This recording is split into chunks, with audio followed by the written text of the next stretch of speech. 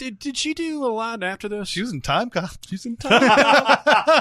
I'm really upset he didn't let me be the one to tell you that. Welcome to SinCast, presented by Cinemasins.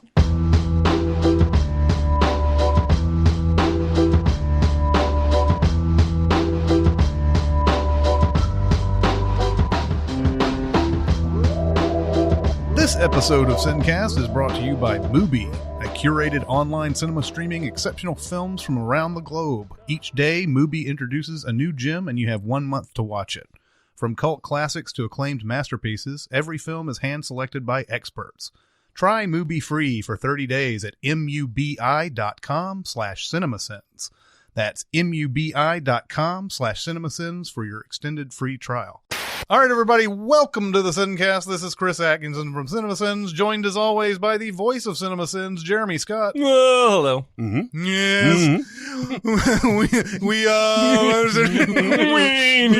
we need your help. I started doing this voice the other day that my wife says is half Kermit the Frog and half Pee Wee Herman, and it makes her laugh uncontrollably, but she hates it. So like when I do it, she'll start cry laughing, but she'll be mad at me and she'll be like, stop it. And all I have to do is pop in the room and go, hello. Anyway. Oh, I'm sorry. From Music Video Sins, Barrett Share. Hello. Okay. So have you seen this video that was on Twitter where this woman, she says Morissette's her husband for like a whole year? Okay. So she'll go in when he's not expecting it and be like, yeah, I don't know. It's like, is she perverted like me? And the guy's just like, stop. Please, stop. And then she's in talking to him and he's eating and everything. She's like, I just wanted to ask you this question. And I hate to bug you in the middle of dinner. He's like, please stop. I want to see it. I've seen so videos great. like this, like college guy pranks his roommate every day with the same trick or whatever. Those are always funny, but the more setting, Oh my God. that's the next level. I'll send you the link. It's hilarious. That's awesome. All right, well, today we're going to continue our road trip. On the road again. The most time-honored tradition of all, the road trip. Oh, the places you'll go. Are we there yet? No. Are we there yet? No. Are we there yet? No. Road trip. Road trip. And we're going to go to two, I think, no more distinct states especially as far as film production is concerned, but definitely geography-wise. Right. Idaho and Illinois. Yeah. Idaho has... You can picture it in your mind, that much film production. Illinois has, yes, you can't picture that either, but that much more film production. Oh my God. It was disparate, man. Delaware had very few movies in there. But I was figuring, man, Idaho has Sun Valley and it's got the Rockies in there and it's got the plains, it's got the potatoes. Like you'd think that some shit was filmed there. There's not a whole lot. I tell you, man, there's only two things. Well, I guess there's three things on the Idaho that I've seen. And then after that, it's like, I mean, and even the ones that I've seen, like I've seen My Own Private Idaho. Mm-hmm. I don't remember anything about it. Oh, really? Yeah. No. That's a Gus Van Sant, right? Mm-hmm. It's Keanu and River Phoenix. Yeah. A little bit gay. Mm-hmm. Yeah. And Josh and I went down this Gus Van Sant rabbit hole in college where we basically watched everything he made. Because he made a movie after My Own Private Idaho with River Phoenix and Joaquin Phoenix's sister, Rain. Mm-hmm. Was that Elephant? Or did Elephant come before My Private Idaho? No, Elephant was well after all of those. Oh, okay. Yeah. Anyway, My Own Private Idaho. Woo! Yeah, it's heady. I do not recommend. Really?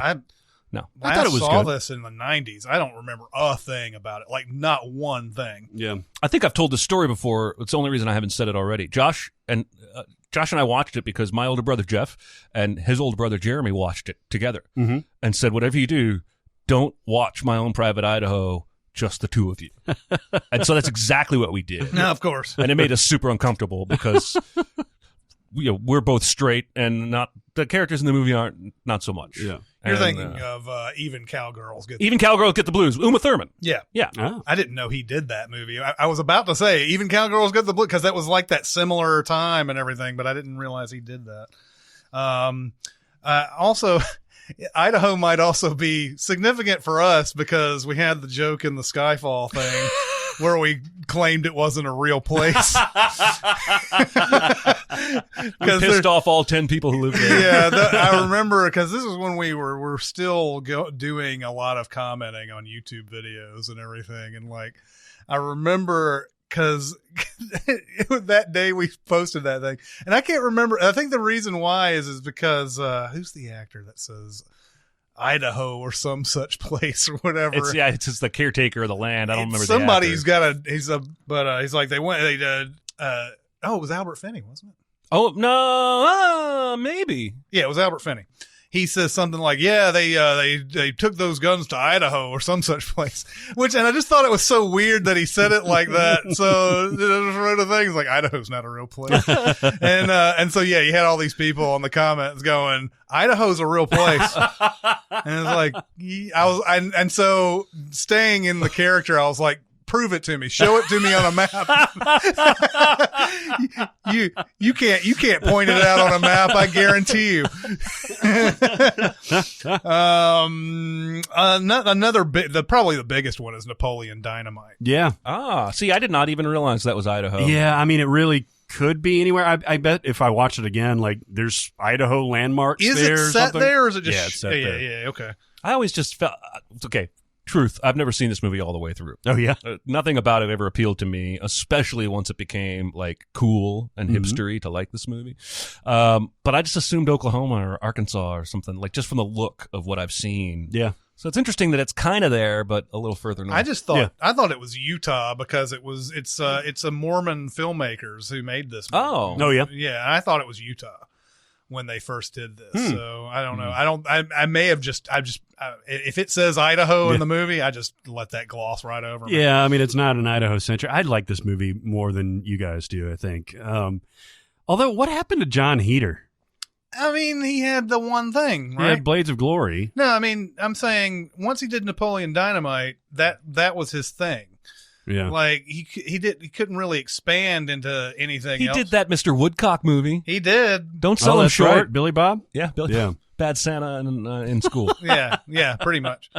But everything Heater did after that just seemed like he didn't have the Napoleon Dynamite look, but he was still trying to kind of be that. I don't know. He was being straight man and still being Napoleon Dynamite a little bit. Yeah. At the same time, there wasn't much of a market for him. Yeah, the whole story really, if it doesn't have, and I guess that's the whole point of it, it all builds up to that dance scene. Yeah. If it doesn't have that, it's a completely forgettable movie. And it may be a forgettable movie anyway, but I mean, he gets involved with this. I mean, there are moments in there. I mean, I remember laughing at when he was like, "What are you doing today?" He's like, "Whatever I want."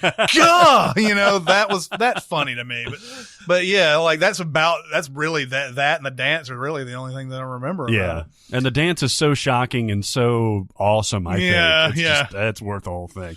And then and then the River Wild was the other one that I've seen off of this list. I love that movie. Yeah, friend of the show, River Wild. Yes, also brought up almost as many times as Werner Herzog. Yeah, exactly. Interestingly, I forgot that John C. Reilly was in that movie. Yeah, well, it's before he was John C. Reilly. Yeah, he's just a background guy. Yeah, this is so not a Meryl Streep movie though. It's a completely different from what she normally does. I know, and she's probably excited to get something like this, because.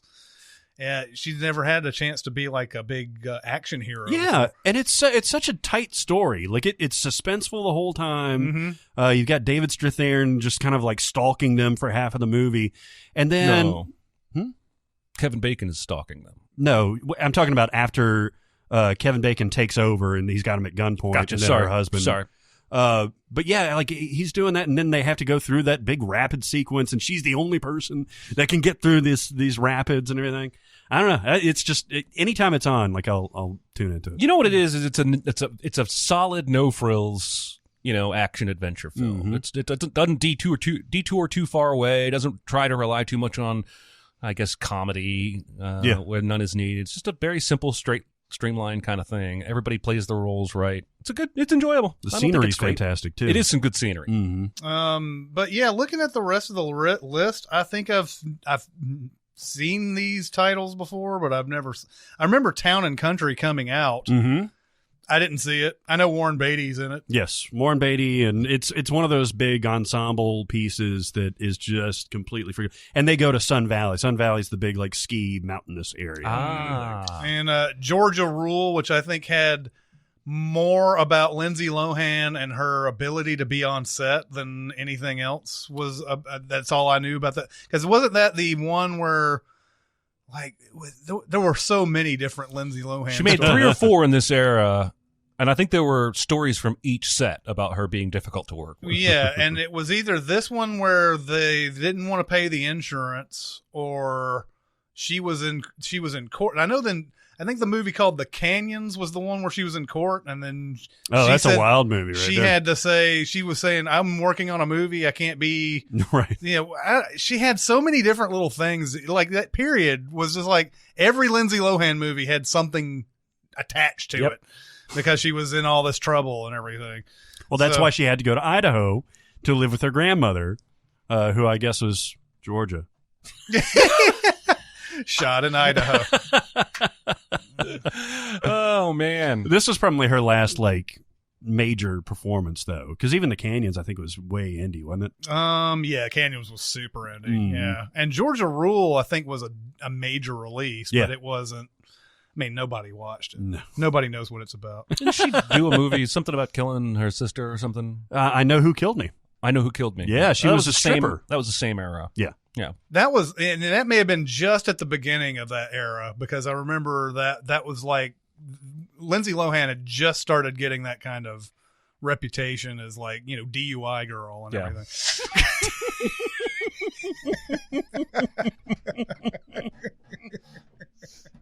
AKA you be on the IMDb, also credited as DUI girl.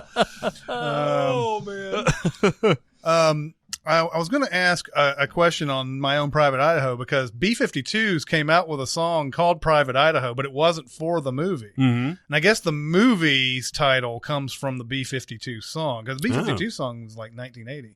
Oh, okay. I don't know what it ties into. I know that Idaho is just like they go from Oregon to Idaho, and then I think River Phoenix's mom goes to Italy or something like that to go track down a lost love or something. B-52s is so 80s. I just assumed that was a part of the soundtrack, but it wasn't. Mm-hmm. So it's a coincidence. Rock Lobster. Rock? It was a rock.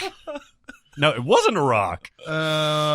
There's also Ski Party, a Frankie Avalon movie. That's right, baby. Yeah. Fuck Next if I in my know. queue. This has got a James Brown performance in it. Oh, yeah? I Feel Good. I feel good. Oh, yeah? Yeah, because it's a bunch of white bread folks like up in ski lodges and stuff like that. Mm-hmm. And James Brown and this band come in. They're like the ski patrol.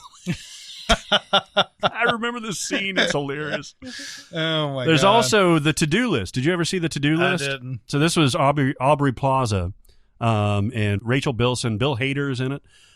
This is where Aubrey Plaza is trying to run through a sexual to-do list in order to to get with her the guy that she wants to sleep with. I feel like this is a movie I should know about and already have memorized. Yeah, I remember it. Actually, remember it coming out. Like I remember the trailers for it. This movie's gross. Is it? This movie is disgusting. Bill Hader plays like this bullying, like camp counselor or something like that, and she's on the staff. And she goes through like, the various sexual things that she has to do. Like she gives one dude a hand job. She gives another guy a blow job, who's Andy Samberg, by the way. So basically she's got to go through like a sexual scavenger hunt to get Yes. to this one dude. Yeah, she wants to be sexually experienced so that when she does have sex with this guy that she wants to, like she knows what she's doing. Okay. Yeah. And it's Sex doesn't really work like that. well, that's what she learns at the end of the movie. Well, good. I don't need to see it. Yeah. So I saw some others that were shot in Idaho, even though they may not be based there. And still, we're not talking about like a, super like amazing amount of movies No. here. Dante's Peak was obviously shot in Idaho. Obviously. Heaven's Gate, the movie that Michael Camino basically lost his career over, was Yeah. shot there. And Breakfast of Champions was also shot. What a weird. Did you ever see that? I didn't. So I saw it. Did you ever read it? I never read it either. So this is a Kurt Vonnegut story that was written towards like the last 2/3 of his career, and he brings all of his characters together. So like Kilgore Trout and like all the characters from Billy Pilgrim from Slaughterhouse-Five, brings all these people in, and they kind of interact, all the characters from all of his different novels. And it's really an interesting read, not so much a good movie. It's got Bruce Willis in it. It's not very good. Why would you even make a movie out of that? Because it's an interesting story. It's just a matter of, I don't know, the execution just wasn't there. It just wasn't interesting. Great read, but not a good movie. Even I didn't know about this book. I mean, I knew the title. I'd never read it, but I didn't know that's what it was. Yes. It was like if Stephen King came out with a book next week that was like 12 of his most famous characters from his previous books in a room talking, wouldn't you think that was a little bit cheap? He basically has done that. God damn it. Towards the end of the Dark Tower series, he starts bringing in the priest from Salem's Lot and somebody from Pet Cemetery and like a bunch of different King universe. There's stuff with the Stand. Just indulgent, isn't it? Yeah. I mean, he actually writes himself into. By the way, Stephen King is a character in the Dark Tower series. So you're actually changing my worldview today. I did not know that. Yeah. I don't like that at all. It didn't play very well. Okay, good. That does it for Idaho. I'm sorry, Idaho. If Make more movies, Idaho. If there are other movies that we're missing, sorry. Like as far as I know, maybe they shot some of I don't know, Riding in Cars with Boys. Riding in Cars with Boys. Yes. Boys on the Side. She's made a lot of movies with boys in the title. Boys Town. Yeah. All right, we're here to talk about some movie again. Movie. I was talking in one of these other ads about watching the series they had of great child performances. Yeah.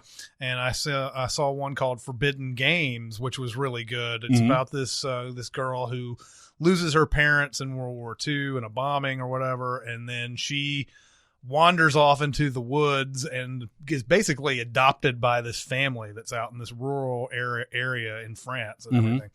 And so they basically take her in as their own daughter almost, whatever. And she's friends with the youngest boy that's in the house and everything. And it's sort of their friendship and everything. Really good. Another one where kids are acting like kids, it's not one of those like weird, like, they're strangely adult-like type of characters and everything. Really well done.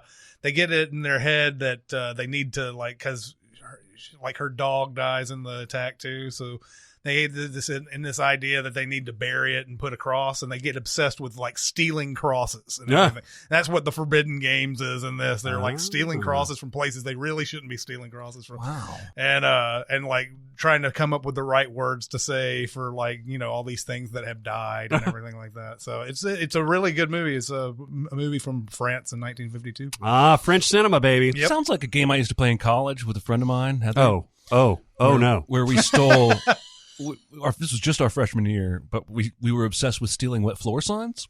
To the point where I think she had like maybe 20 of them in her dorm room. Oh, she had a problem. Because it would be, yes. It became this thing where like if we were just driving by a Wendy's and noticed, they've got a wet floor sign up, let's drive around the Wendy's, and when no one's looking, you get out and run in and grab it and run back out. It started very harmlessly. We were just in a place, and I think I just picked one up casually just to do a weird social thing and see how people would react, and it turned into this thing. I thought you went a completely different direction when I thought about Forbidden Games, and you were like, this is a game I used to play with my girlfriend in college. Well, if that movie had come out in the 90s, then yes, Forbidden Games would be a completely different thing. It would star Alicia Silverstone. Starring Shannon Worry. Or I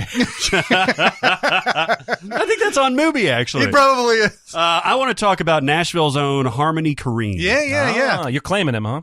Well, yeah, he's from Nashville. Now, this is the guy that did Spring Breakers, which we've talked about many times before.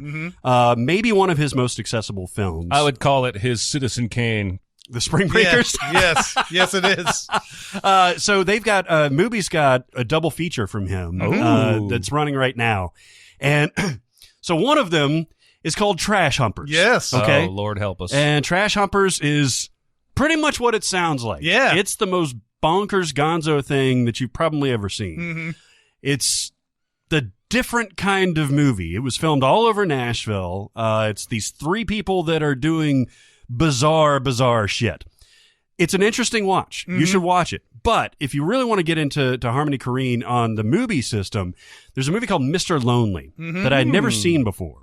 And this stars Diego Luna and Samantha Morton, and actually features Werner Herzog.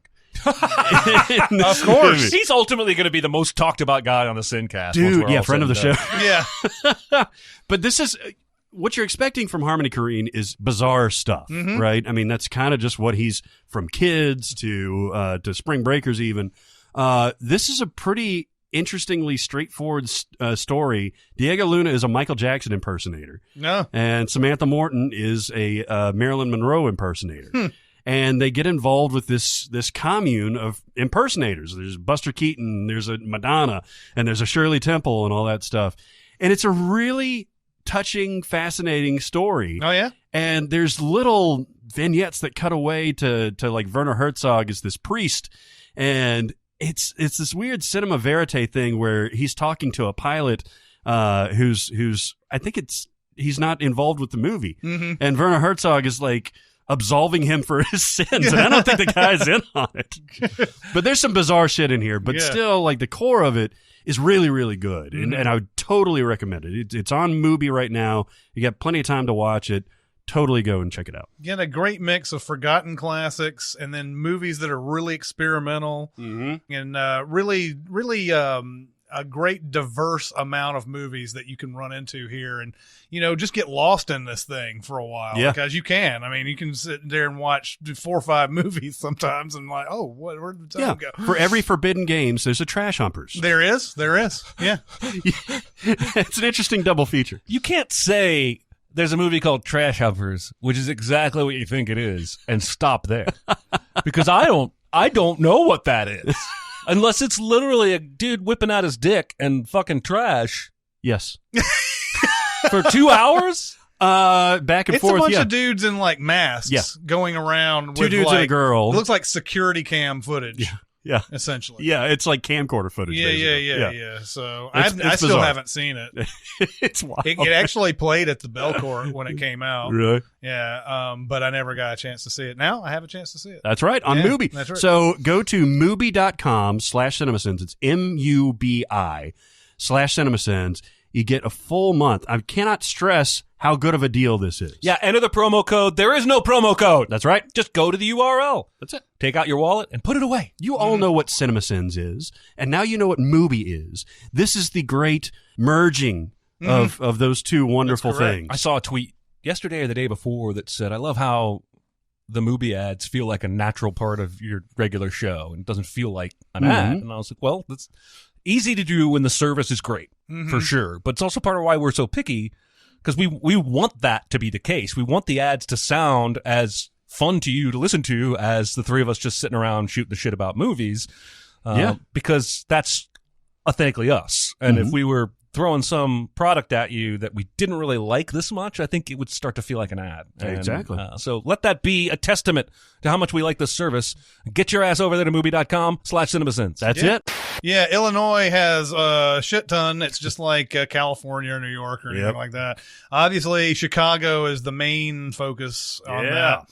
Where do we want to start? Do we want to go this alphabetically like we have it listed here? Or might as well. I guess it doesn't matter. I've never seen About Last Night. Oh, really? Never seen it. Neither That's one? good. No. It's because there's a Rob Lowe original. And then didn't Kevin Hart remake it? Yeah, I think so. Yeah, this is Rob Lowe and Demi Moore. Yeah. One of Demi Moore's first film Yeah, roles, I something like think. that, yeah. And it's really, really Let good. me just tell you that Demi Moore in this movie is not the same Demi Moore in Striptease. No. She had And all that implies. If you want to some compare, personal growth if you want to compare, personal growth. That's a good way to two put it. specific areas of huge personal growth. Yeah, and one not so much growth anyway.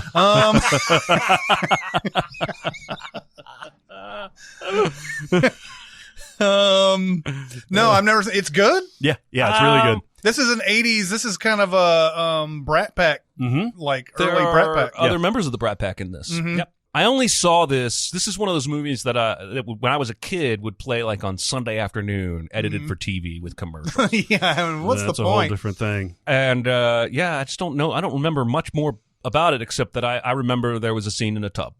Oh, yes, there's definitely that. Interestingly, Jim Belushi, Elizabeth Perkins, and Megan Mullally, and Patricia Duff. Megan Mullally? Yeah. Wow. There you go. Do you remember anything particularly Chicago about it? Oh, yeah. Oh, yeah? It's got very Chicago-y. Yeah. Yeah. City living. It's good stuff. It's an enjoyable one. There's an early Seagal actioner called Above the Law. Yes, and I mentioned this on a very early SinCast, but I did a food drive at the church where they filmed the scene for Above the Law Nice. in Chicago.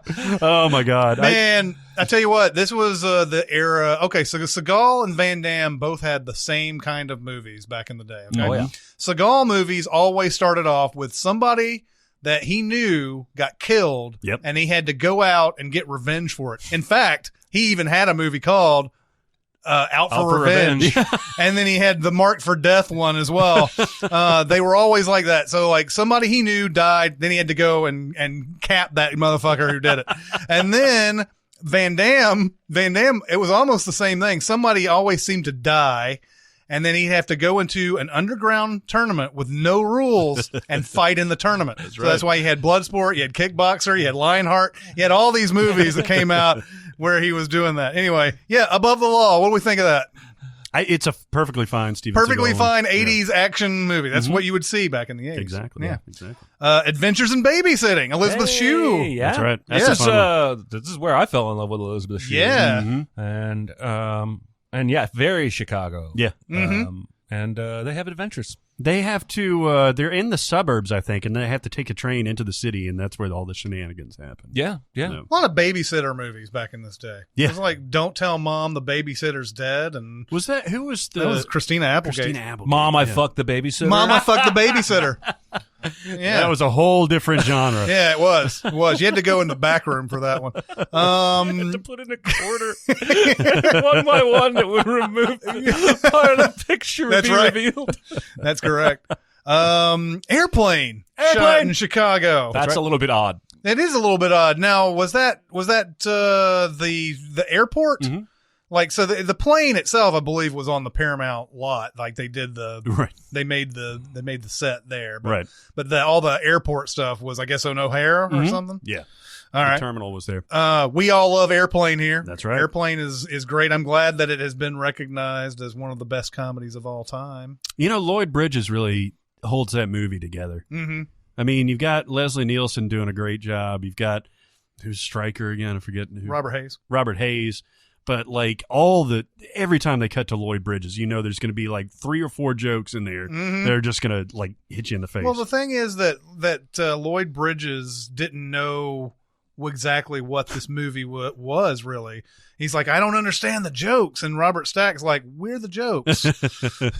You know, we're known for our serious acting, and here we are into something that's so ridiculous. Yeah. But yeah, love Airplane. Backdraft. Ron Howard, baby. That's a Chicago ass movie. Yeah, it's a Chicago as hell movie. Yeah. Yeah. Does Robert that hold De up Niro. still, do you think? No. I don't think it ever did. It really didn't. Like the first time you watch it, it really didn't hold up very Really? well. It's just, you know what the problem is? It stars a Baldwin. That's not Alec. Let's be clear. Because you got Jennifer Jason Leigh in this. De Niro's in this. Scott Glenn Ross. Yeah, let me go to it because there's a lot of people in this movie. It might be Scott Glenn. Only he was an astronaut. It's Scott Glenn. Scott Glenn. Yeah. Who's the astronaut? And you had John Glenn. John Glenn, isn't that the thing? The Right Stuff has 2 actors who have astronaut names, but they don't play those astronauts. So like Scott Glenn is in Right Stuff, but somebody else plays John Glenn. Right. It's Ed Harris that plays John Glenn.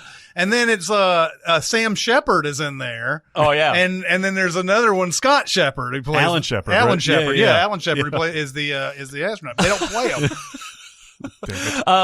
Anyway, But yeah, you have Kurt Russell, William Baldwin, De Niro, Donald Sutherland, Jennifer Jason Leigh, Scott Glenn, Rebecca De Mornay.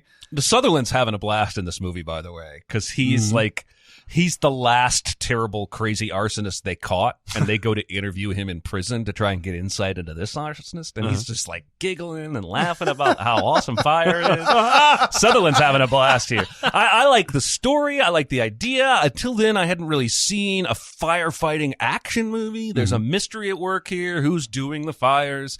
But Baldwin has to center the whole thing, and he's terrible. Oh, yeah. He's a terrible actor. They thought they were getting Alec, and they got William. I'm telling you, well, this is probably around the time of Fair Game and anything else William Baldwin was a headliner This in. came out a little bit before then, but still, Yeah. I mean, it was the height of Alec Baldwin's career too, and I'm sure they thought all the Baldwins were going to be. I'm great. sure they did, and he just. I honestly think you could make that movie with a different actor in his role, and it would be a classic. A different Baldwin. Yeah. Alec Baldwin. Put Alec Baldwin in there would have been fun. He was probably busy doing, I don't know. Kim Basinger? He was, That's he was definitely too what he was busy doing. doing Kim Basinger. And he was doing that movie with Kim Basinger. He did. It was a remake. Yeah. The Getaway. Getaway. Yeah. Oh, yeah. Also, Bad Moms recently just came out. That's it's Yeah, Chicago. fuck off. That actually doesn't have a whole lot to do with Chicago, It's- too. it's she like suburbs. goes into the city, I guess, to work with Clark Duke. Yeah. Oh, apparently the bad just keeps coming. Bad Teacher, Yes. also in Chicago. Did you ever see Bad Teacher? I did. Was that Charlize and Timberlake? No, It's, that's Cameron Diaz. Cameron Diaz and Jason Timberlake. Segel. And Justin Timberlake's in there, too, though, right? Yeah, I just actually what happened was I got Charlize and Cameron confused. Yeah. Blondes. They're both blonde and pretty. Leggy. I never saw it. No, is it any good? No, it's not. And these guys like to work with each other, though. It's like whoever did this went on to do some other movie that they did after this, and they were like, from the director of Bad Teacher. It was Jake Kasdan. Oh, wow, Jake Kasdan. Wow. I didn't know it was Jake Kasdan. Nice work, Jake. Because I like Jake Kasdan. I do too. They did some other movie. Sex Tape. They did Sex Tape. Oh, yeah. Oh, well, yeah, and that is Siegel and Cameron. Yeah, Cameron Diaz. That's not very good. Also a movie. terrible movie. Yeah, I mean, yeah, come on. All three barbershops shot here in Chicago. Yeah, I like, because we've been talking about, when you think about Chicago, you think about downtown, and then you think maybe even the north side.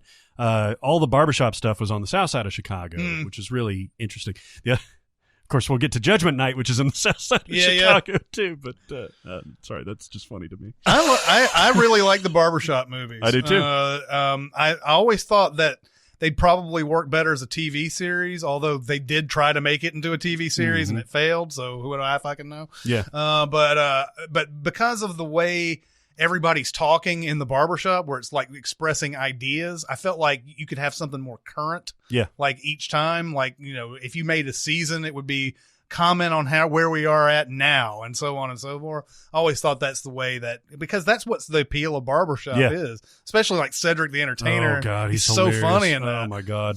The Big Sick shot in Chicago. Yeah.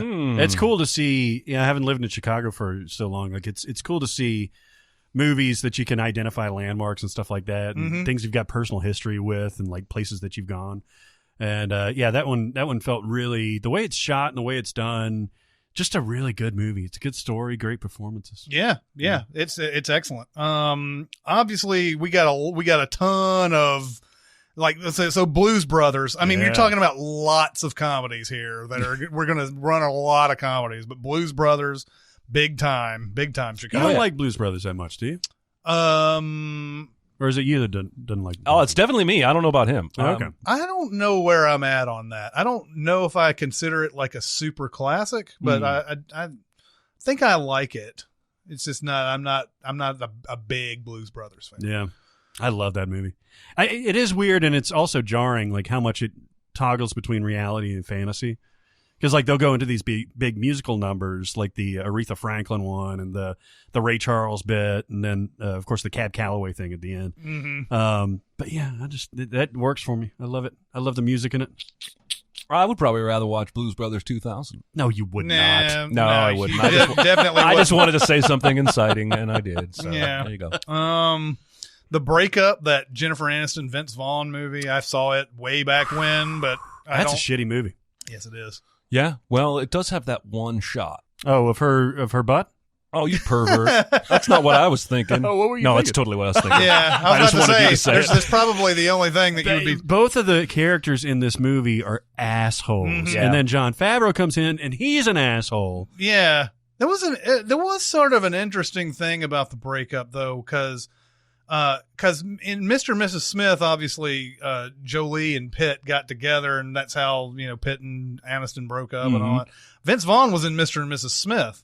Oh, Then he started dating Jennifer Aniston. Did they date? I think yeah. so. Oh, yeah. And this was the movie. I think they either met here or whatever. Made the movie because they were dating. Yeah, made the movie because they were dating or whatever. That was an interesting thing to watching the breakup, knowing that dynamic. It really kind of changed the movie a little bit because you knew of their personal life and everything. Yeah, you can't get behind any of the characters here. Yeah, although it's very Chicago-y because Vince Vaughn is trying to be like a tour guide. I think he and eventually Vaughn in ends up- Chicago was fucked too. Yeah, he is. Yeah. There's also Bridesmaids. Mm-hmm. I don't remember much about Chicago and Bridesmaids. I don't either. I don't think remember so. it feels more like I know they fly to like Vegas, right? Mhm. But otherwise, it just kind of felt like Any Town USA to Yeah. me. Yeah, because I think a lot of it's set in the suburbs. And I stuff think like it is that. suburby, like because she even gets pulled over by that cop, and it's like a farm. Chris Where- O'Dowd, right? Yeah, Yeah. Yeah. Chris O'Dowd Yeah.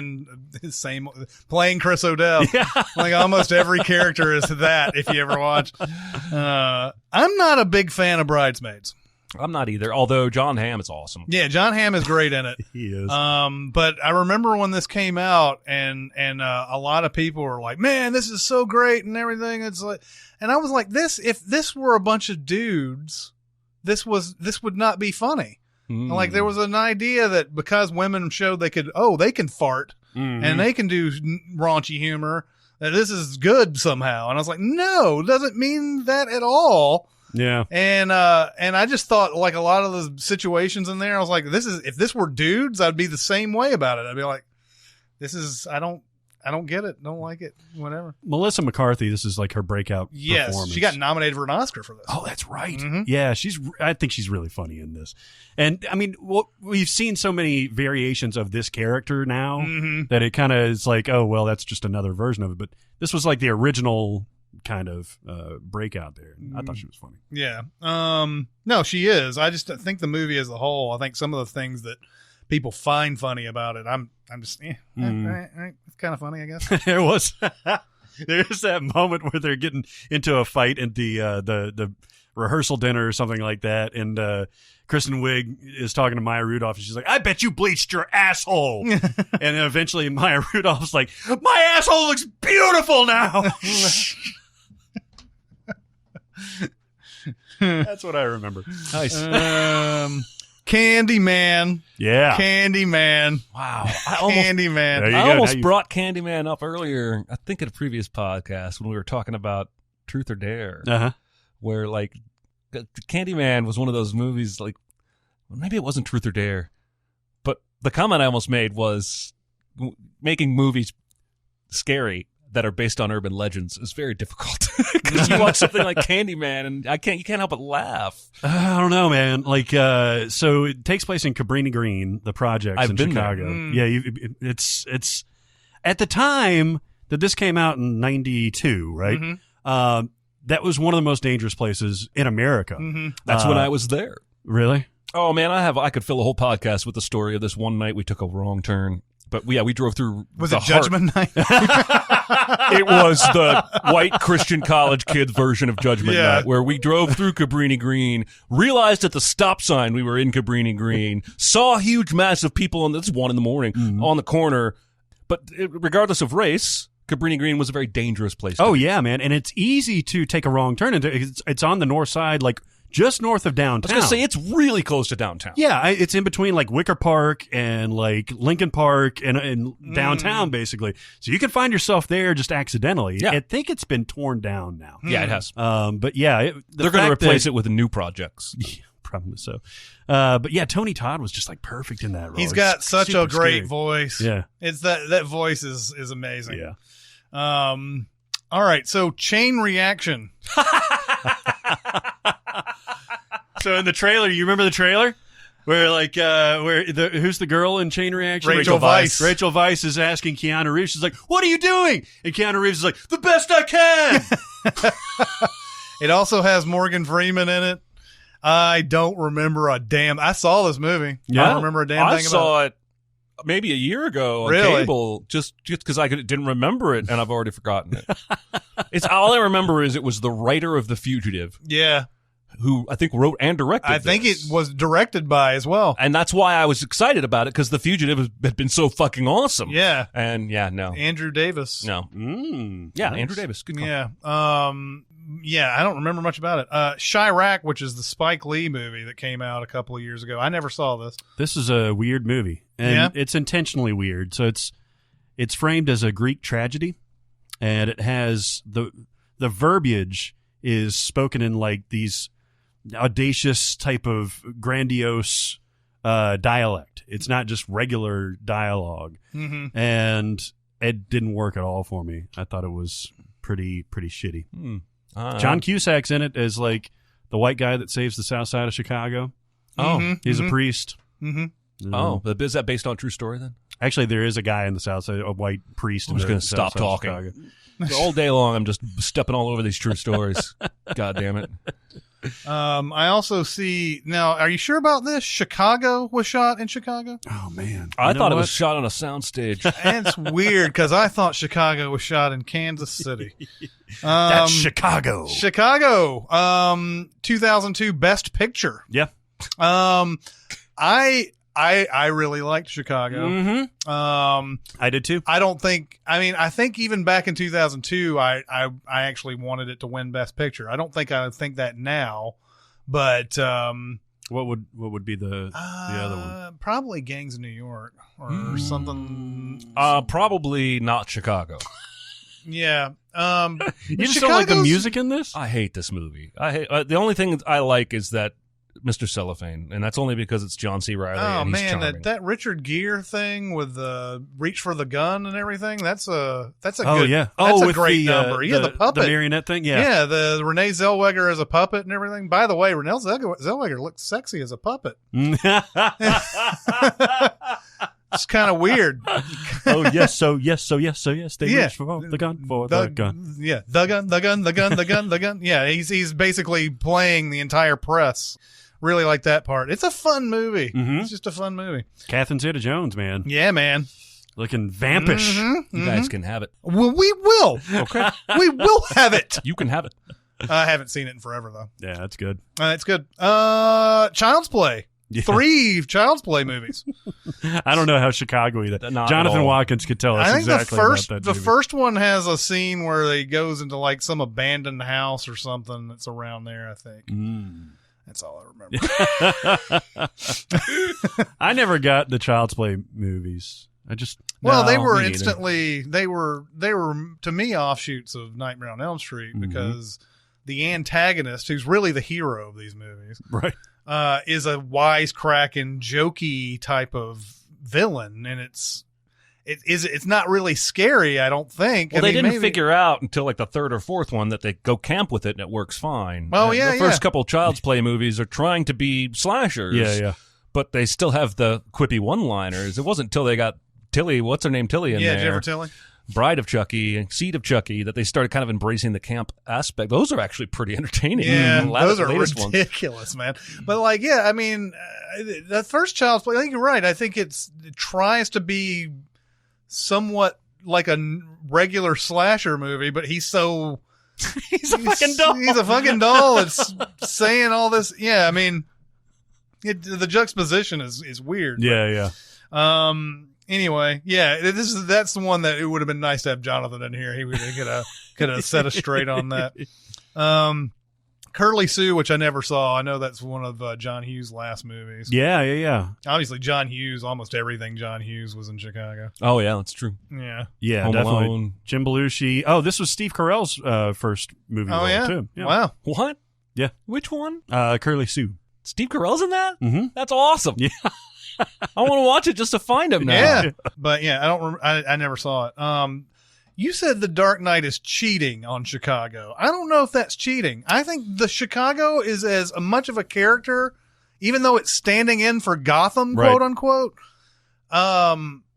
there's so many Chicago things about Dark Knight. Yep. Lower Fifth will be like turkeys on Thanksgiving down there.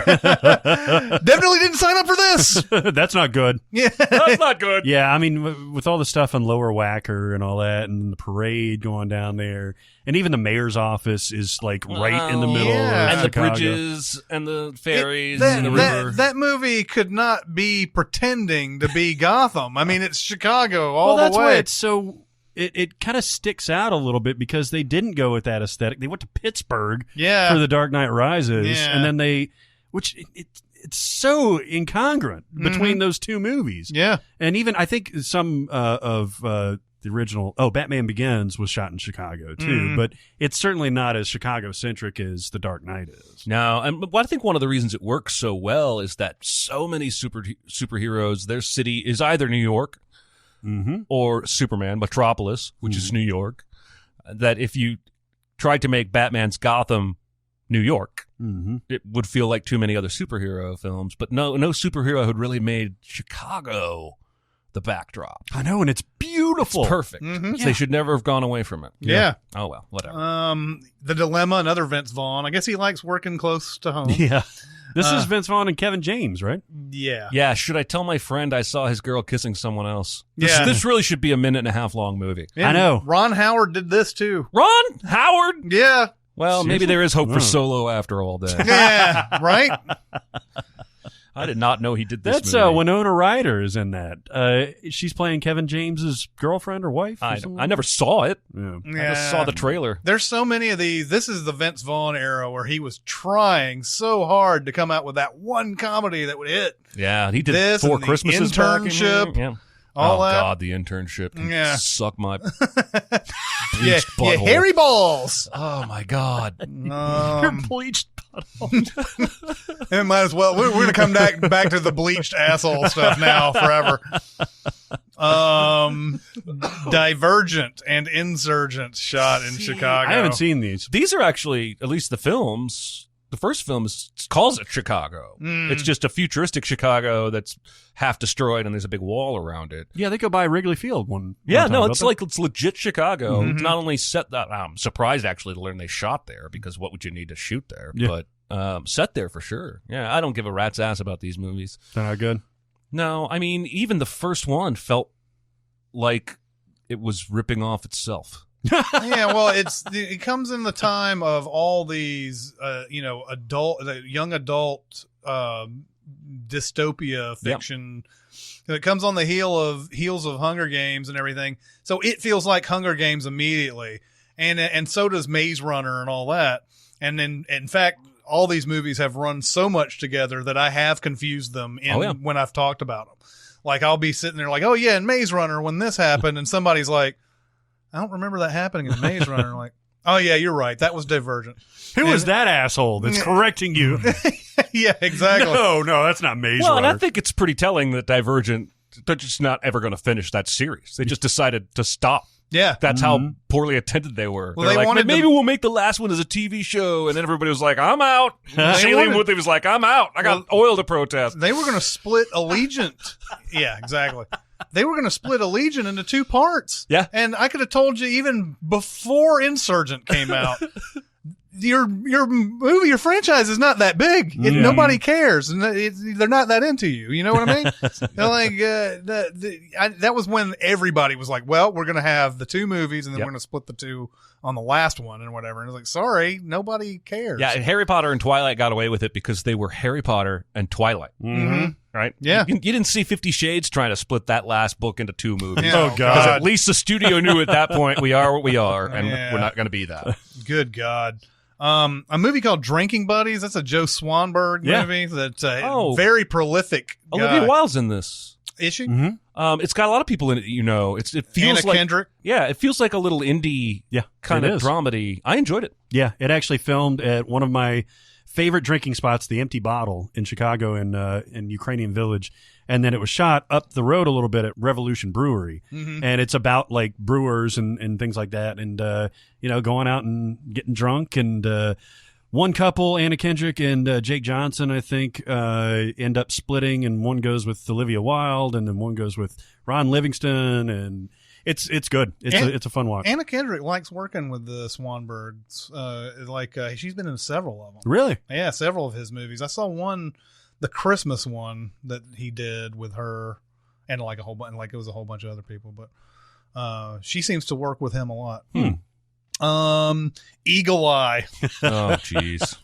Well, I don't remember Chicago in that movie. I but don't I'm either. sure it's somewhere. Shia LaBeouf, Michelle Monaghan. Was that the last big? That was after Transformers. Was that the last Shia LaBeouf like major release? No, I think one of the Transformers came out after that. Yeah, there's more Transformers that came after, and I think Indiana Jones came out after.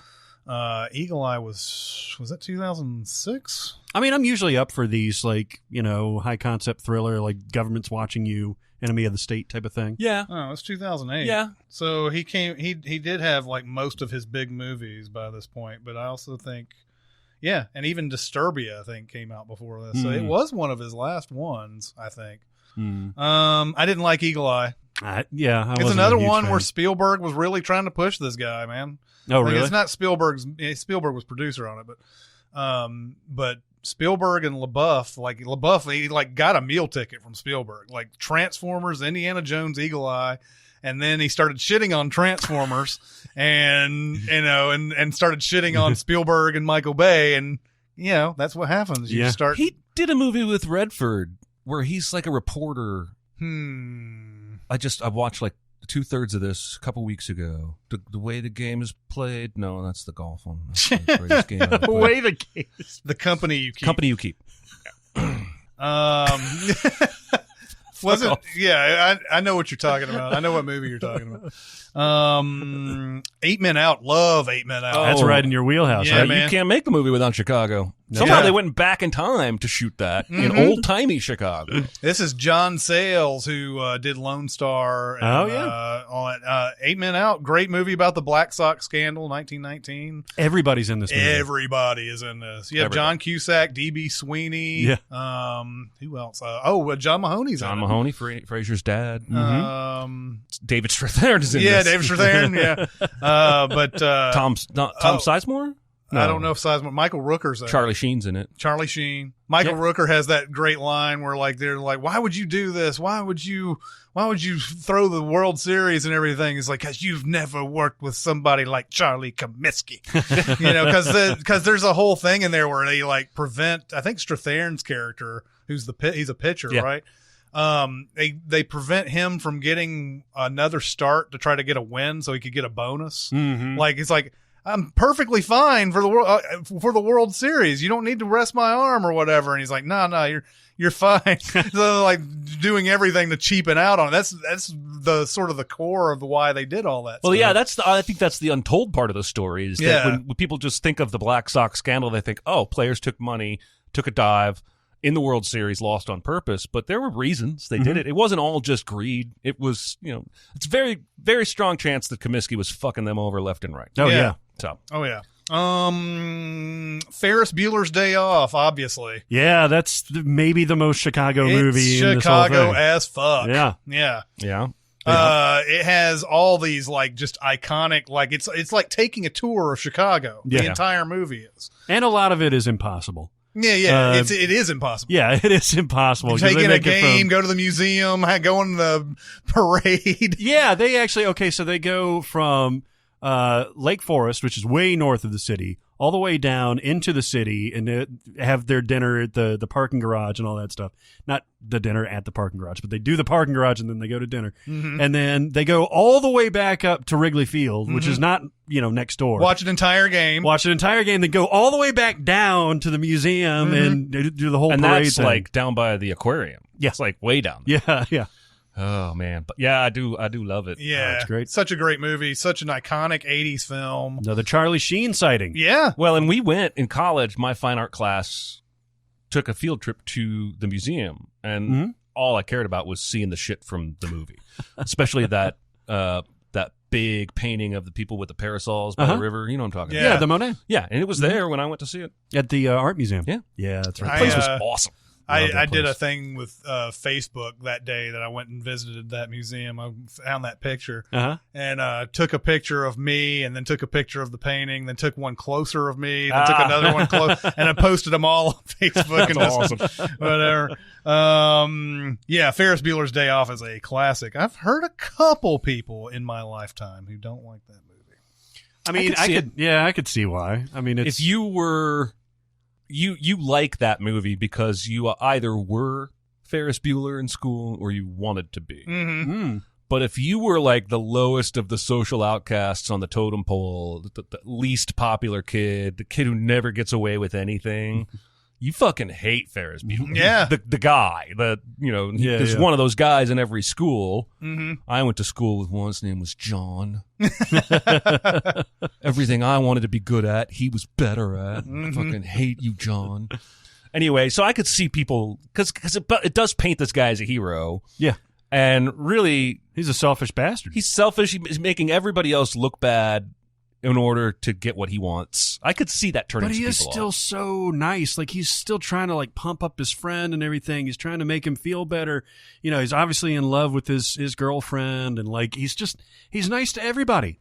Man, that's why they have the Save Ferris thing. Mia Sarah, man. Yeah, right. Man, what did she do a lot after this? She was in Time Cop. She's in Time Cop. I'm really upset he didn't let me be the one to tell you that. I'm making a gesture right now Indeed. that tells Barrett about Time Cop. Yes, and it's kicking lots of ass. Yep, totally. She's a kung fu wizard. That's right. A topless kung fu wizard. Oh yeah, topless. It's the only way to be. But there is also, I think I've discussed this before, there's that fan theory that Cameron is imagining Ferris the entire movie. It's his fantasy the entire time. That's a little too Fight Clubby for me. Yeah. Because how do you explain the girlfriend? Is he imagining her too? I mean, Fight Club has stuff that he shouldn't be able to be imagining. That's true. Either. So I hate Fight Club now. The Fugitive, another Andrew Davis movie. Super duper Chicago. Great. Movie. Well, they even put it in the plot. Yeah. Because they hear the L train announcer. That's how they figure out he's come back to Chicago instead of running away, is that they hear the L train and that. So one of the most Chicago movies ever. I mean, we've even talked about how we stayed in that hotel when we went up to C2E2, and I probably tell that to everybody I talk to. I tell that story. I was in the same hotel. And That's it's right. filled with all sorts of Chicago local actors too. It's like, hey Rossetti, what's going on? How the hell should I know? You know. I was thinking about this movie the other day. There are so many things in it in a big action movie that you don't get as far as dialogue and stuff is concerned. Yeah. There's all these little moments in there where it's like I don't know, this is hinky, blah blah blah. What is that word you just used? Hinky. They movie, like big huge movies don't bother to pontificate about what hinky means and whatever. And this was a sort of a prelude to what we'd start seeing in the following years, like Quentin Tarantino movies and stuff like that. Like, it's just an interesting big budget picture. Like, it has that kind of dialogue in it. So I don't think I've seen very many movies like it since. No, and you know, there was that period where everybody tried to have the wisecracking super sleuth on the trail. In fact, U.S. Marshals had the same thing. With Tommy Lee Jones plays this character in like 5 movies. He does. Yeah. Because he plays the character in The Hunted. He's in U.S. Marshals, obviously. What's the other one I'm missing right now? There's one other obvious one where he's chasing somebody, and he's a government official. Anyway, he's done this multiple times. He's done it many times. But I don't bargain. Oh man! But yeah, I do love this movie a lot. One day we'll send it, and it'll be a heartbreaking time. It will, and I just think it's worth pointing out how adored and revered this movie is by us and by most people. One of the reasons we have so many remakes. This movie was a remake of a television show from the 60s. Yeah. And the show wasn't even all that popular. They just took the name of something and changed everything. Except for the one-armed man. But there's where you can see remaking something. If it wasn't popular before, then making it something better the next time. Or whatever. But the problem is the studio saw, hey, their remake just made a big load of money, and they didn't really think through they remade something that was on the cultural Right. radar, but wasn't all that popular. They didn't dive any deeper. And that's how you got the Avengers, the Ray Fiennes, Uma Thurman. Yes. Which is definitely That made was- less money than Black Panther. That was a direct result of The Fugitive. Someone saw that and they said, let's remake The Avengers right now. Henry, Portrait of a Serial Killer. I know you've seen this. I have not. Michael Speaking of Rooker's Michael in this. Rooker, yeah. No, it's great. I mean, it's shot in a way that it makes you feel like uncomfortable with everything. Because it follows from the perspective of the serial killer, like the stuff that he does, and he stays in Chicago, I think, with a couple of other like murderers. Oh, yeah? And it's a really, really good performance. This is probably, I guess Rooker was in 8 Men Out before this, but this was kind of like his first showpiece. Yeah, this is 86. John McNaughton of Wild Things fame. Oh, yeah, there you go. But I've heard this is a good movie, It is. actually. I've heard. I think I've even seen Roger Ebert praise this movie before, so I'll have to watch that. That'll be a recommend from this episode. High Fidelity, Chicago as fuck. Yep. I wonder, between The Fugitive and High Fidelity, what my favorite Chicago movie is. Because, like, I've been to the record shop that stood in for Championship Vinyl and all that stuff. It's also in Wicker Park, around that area. And, man, just the vibe around that area, the vibe around this movie, the way it's shot. Love it. I love it. Yeah. Cusack's another Chicago guy. Yeah. He's so Chicago that he was in the dugout during the World Series last year. That doesn't mean anything. He's famous. He is. Bill Murray was there too. He was. Yeah. Right behind the home plate. Yeah. Home Alone. Oh, yeah. Another Hughes. This is Columbus directing, but it's a Hughes movie. Yeah. I've been to the house where Home Alone was shot. Oh, yeah? The exterior of Home Alone was shot. Yeah. We used to go up there a decent amount, just north of Evanston, which is just north of Chicago. And it is an adorable little village with a little like church on the side and a little square. It's awesome. Yeah. But yeah, I mean, I don't think there's one John Hughes we're going to run into. There's not one John Hughes that wasn't shot In Illinois, yeah. At least partly. Right. I Love Trouble. Holy crap. Yikes. I don't know if I ever saw this. Was this Julia Roberts, Nick Nolte? Yes. Uh-huh. Okay. This is James L. Brooks? Thank you. Yeah. Except I don't get to look smart if you say it for me. Yeah, James L. Brooks, who could do no wrong at one point, he did this. He did. What's the name of this movie? I Love Trouble? There's another movie he made with Nick Nolte. I think it was Nick Nolte. Maybe I'm wrong. I'm probably wrong. James L. Brooks has not directed very many, so it shouldn't be hard to Well, I find. went on a kick. I went through all of them because once I fell in love with broadcast news, I wanted to see everything he'd made. And so I know I watched I Love Trouble. I thought there was another one about a father and a daughter. I'll Do Anything. I'll do anything. Yeah, nice. Hey, maybe I'm turning the day around. Yes. Which in The Simpsons, 'cause James L. Brooks is a producer on Yeah. The Simpsons. There's a point where Homer's walking past this. I think it's Homer walking past a theater that is a porn theater, and it's like "I'll do anyone," is one of and "Sperms of Endearment" is another, which James L. Brooks also did. I, Robot. Yeah. Well, And then let's move on.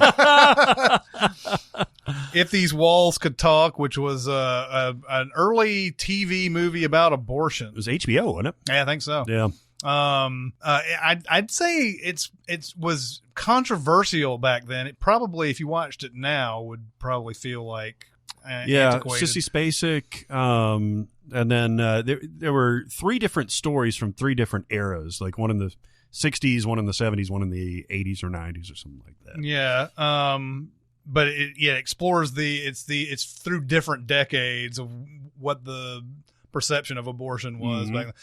If These Walls Could Talk 2 came out, which was about lesbians after that. What? Yeah. Had Sharon Stone and Ellen DeGeneres. I'm in Lesbians with Ellen DeGeneres has a love scene in that movie. Yeah, it was with Sharon Stone.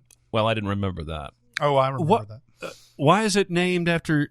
Is it a sequel to this? Yeah. Yeah, it's like another woman's issue to Oh, it's not salacious. It's just No. Oh, okay. It's like showing them in loving relationships. Okay, and- you said Sharon Stone. I guess I just Yeah, assumed. you did. You went straight to Sliver. It's not that Sharon Stone. Okay, all right. Inside Llewyn Davis. Yeah, he makes his way to Chicago. Yeah, he makes his way to Chicago. It's more of a New York City movie, but yeah, I haven't seen it since we were scolded to watch it again. I remember watching it the first time and really, really liking it, and then I think I watched it again after that, and I was like, I don't know about this movie. So maybe, I don't know, now that I've had some distance. Everything about that movie I should like, but I just did not. I love the music. The Timberlake song with Llewyn Davis, Oscar Isaac is really good. John Q. I never saw that. I never saw that. It's pretty good. It's actually not. Denzel's awesome in it. This is where he's he doesn't have insurance. taken to hospital. Yeah. And his wife or kid is going to die, and the hospital is basically trying to turn him away. And he just goes all righteous in the lobby, and it turns into a kerfuffle. It's one of those movies, but basically Denzel makes two kinds of movies. Mm-hmm. Great movies, and movies where Denzel is great. Yeah. Yep. And this falls into the latter. Mm-hmm. And I would encourage you to watch it. Just for Denzel. Just for Denzel. Because if that man gets emotional, I get emotional. Just how it is. As an aside, there was a the Saturday Night Live that had Bill Hader on it recently. Yeah. Of course, they brought back his Stefan character on there and everything, and also John Mulaney wrote the stuff again because that's the way they did it back then, and like every hot club or whatever had this Roman J. Israel Esquire. And it was in all three of them. So the shtick is that Hader doesn't see it until they do it? Yeah, like the whole thing is that Mulaney... I thought it was just he was so tickled by his own writing. No, the whole thing is that Mulaney writes it in order to get him to laugh. Oh, and that's... And so, like, that's why he's just sitting there, like... Because he doesn't know what's coming. Yeah. And so, like, all those things that come... Roman J. Israel Because when he did the third one, he cracked up saying Roman J. Israel Esquire. Yeah. And you can tell in that moment, he's just broken. You can see him reading. Oh God! Well, and they did another sketch. All I do with SNL is wait till the next day and have the internet tell me if I need to see any of the sketches. But he did that other one where it was like girls game night. And, like, he's the geriatric boyfriend. Yeah. Did you see that sketch? Yeah, they she start just sits on fucking his at the table. And she's like, it's no different than breastfeeding. And she's, like, grinding up on down on him. And he's like, oh, yeah. He's like, honey, it's happening. And she goes over and sits on. Oh, it's great. All right. We finally got into it. You're just another victim, kid. Judgment Night. God. Judgment Night. I only saw it once. I've probably seen it 3 times or so, probably around there. And it was probably mainly when I was working at a movie theater. Judgment Night was just like Demolition Man or any of these movies back in 1993 that I would go in on my break and watch. And it was just, there's just something fun about it. I don't know why. It's them like taking the wrong turn and just, it is funny that I don't remember a lot of black people in this movie. No, it's Dennis Leary's the gang member, right? Or the gang leader, right? Yeah. So, and he's doing it. I mean, this was what you did with Dennis Leary. You put him in, you make him, you introduce him, and then he would do a Dennis Leary rant at some point. That was his thing. And he has a rant in this as well. Plus, I mean, it's a lot more authentic than you think. Back in that time, white gang leaders were really prominent in South Side. Oh, yeah, for sure. Well, in Bridgeport, maybe. But listen to this soundtrack. Mm-hmm. If you're a child of the 90s. Just another victim, Oh, kid. my God. So you got House of Pain with Helmet. All right, that's fine. De La Soul with Teenage Fan Club. Run DMC with Living Color. Onyx and Biohazard with the title track. Slayer and Ice-T. Yes, that's right. Faith No More and Booyah Tribe, Cypress Hill, and Sonic Youth. So psyched right now. Yeah. Sir Mix-a-Lot and Mudhoney. That one was a fun one. Yeah. Oh, I love this one. Dinosaur Jr. and Del the Funky Homo Sapien with the Missing Link. That one's awesome. And then Therapy and Hussein Fatal and Pearl Jam and Cypress Hill. That's back in the day, man. They used to do those combination band songs. Yes. They don't do that nearly enough anymore. No, they did that Sheryl Crow Kid Rock.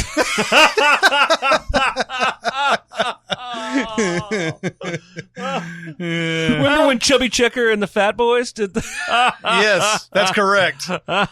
Chubby Checker They're doing and the the- Fat Boys? We're doing the twist. You remember that, right? Yes. All right. That was like 1988, I Yeah. think, somewhere around there. The Fat Boys do Wipeout too. Yeah. Yep. Yeah. Hit it, D. Yeah. Oh yeah. But no, there's something about movies about like Judgment Night, which take place all in one night Mhm. and everything. There's something, I don't know, comforting about that, even though it's a lot of like, people who could get killed. Yeah. Like, or whatever. I don't know. There's something I love. I can just sit down and just ease into those movies for some reason. Yep. And that's Judgment Night is one of them.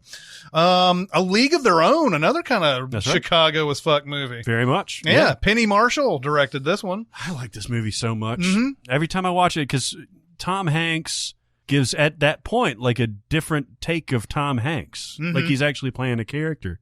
Yep. And works really well. The thing I like about Tom Hanks and Gina Davis in this movie is that there's no spark whatsoever romantically between those two. Yeah. Like she's waiting on Bill Pullman to come.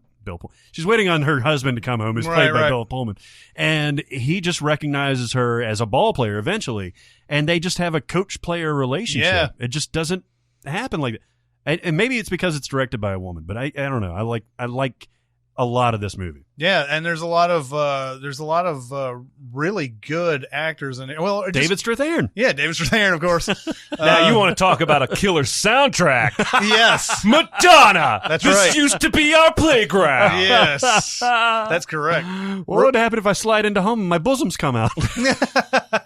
Rosie O'Donnell. Yes, Lori Petty? Lori Petty, yeah. Yeah. John Lovitz. Yeah. There's Go home, give the wife a little pickle tickle. Yeah, it's like what's the amount that he offers them? Like we Oh. only get this much and blah blah blah. Well, then this would be more, wouldn't it?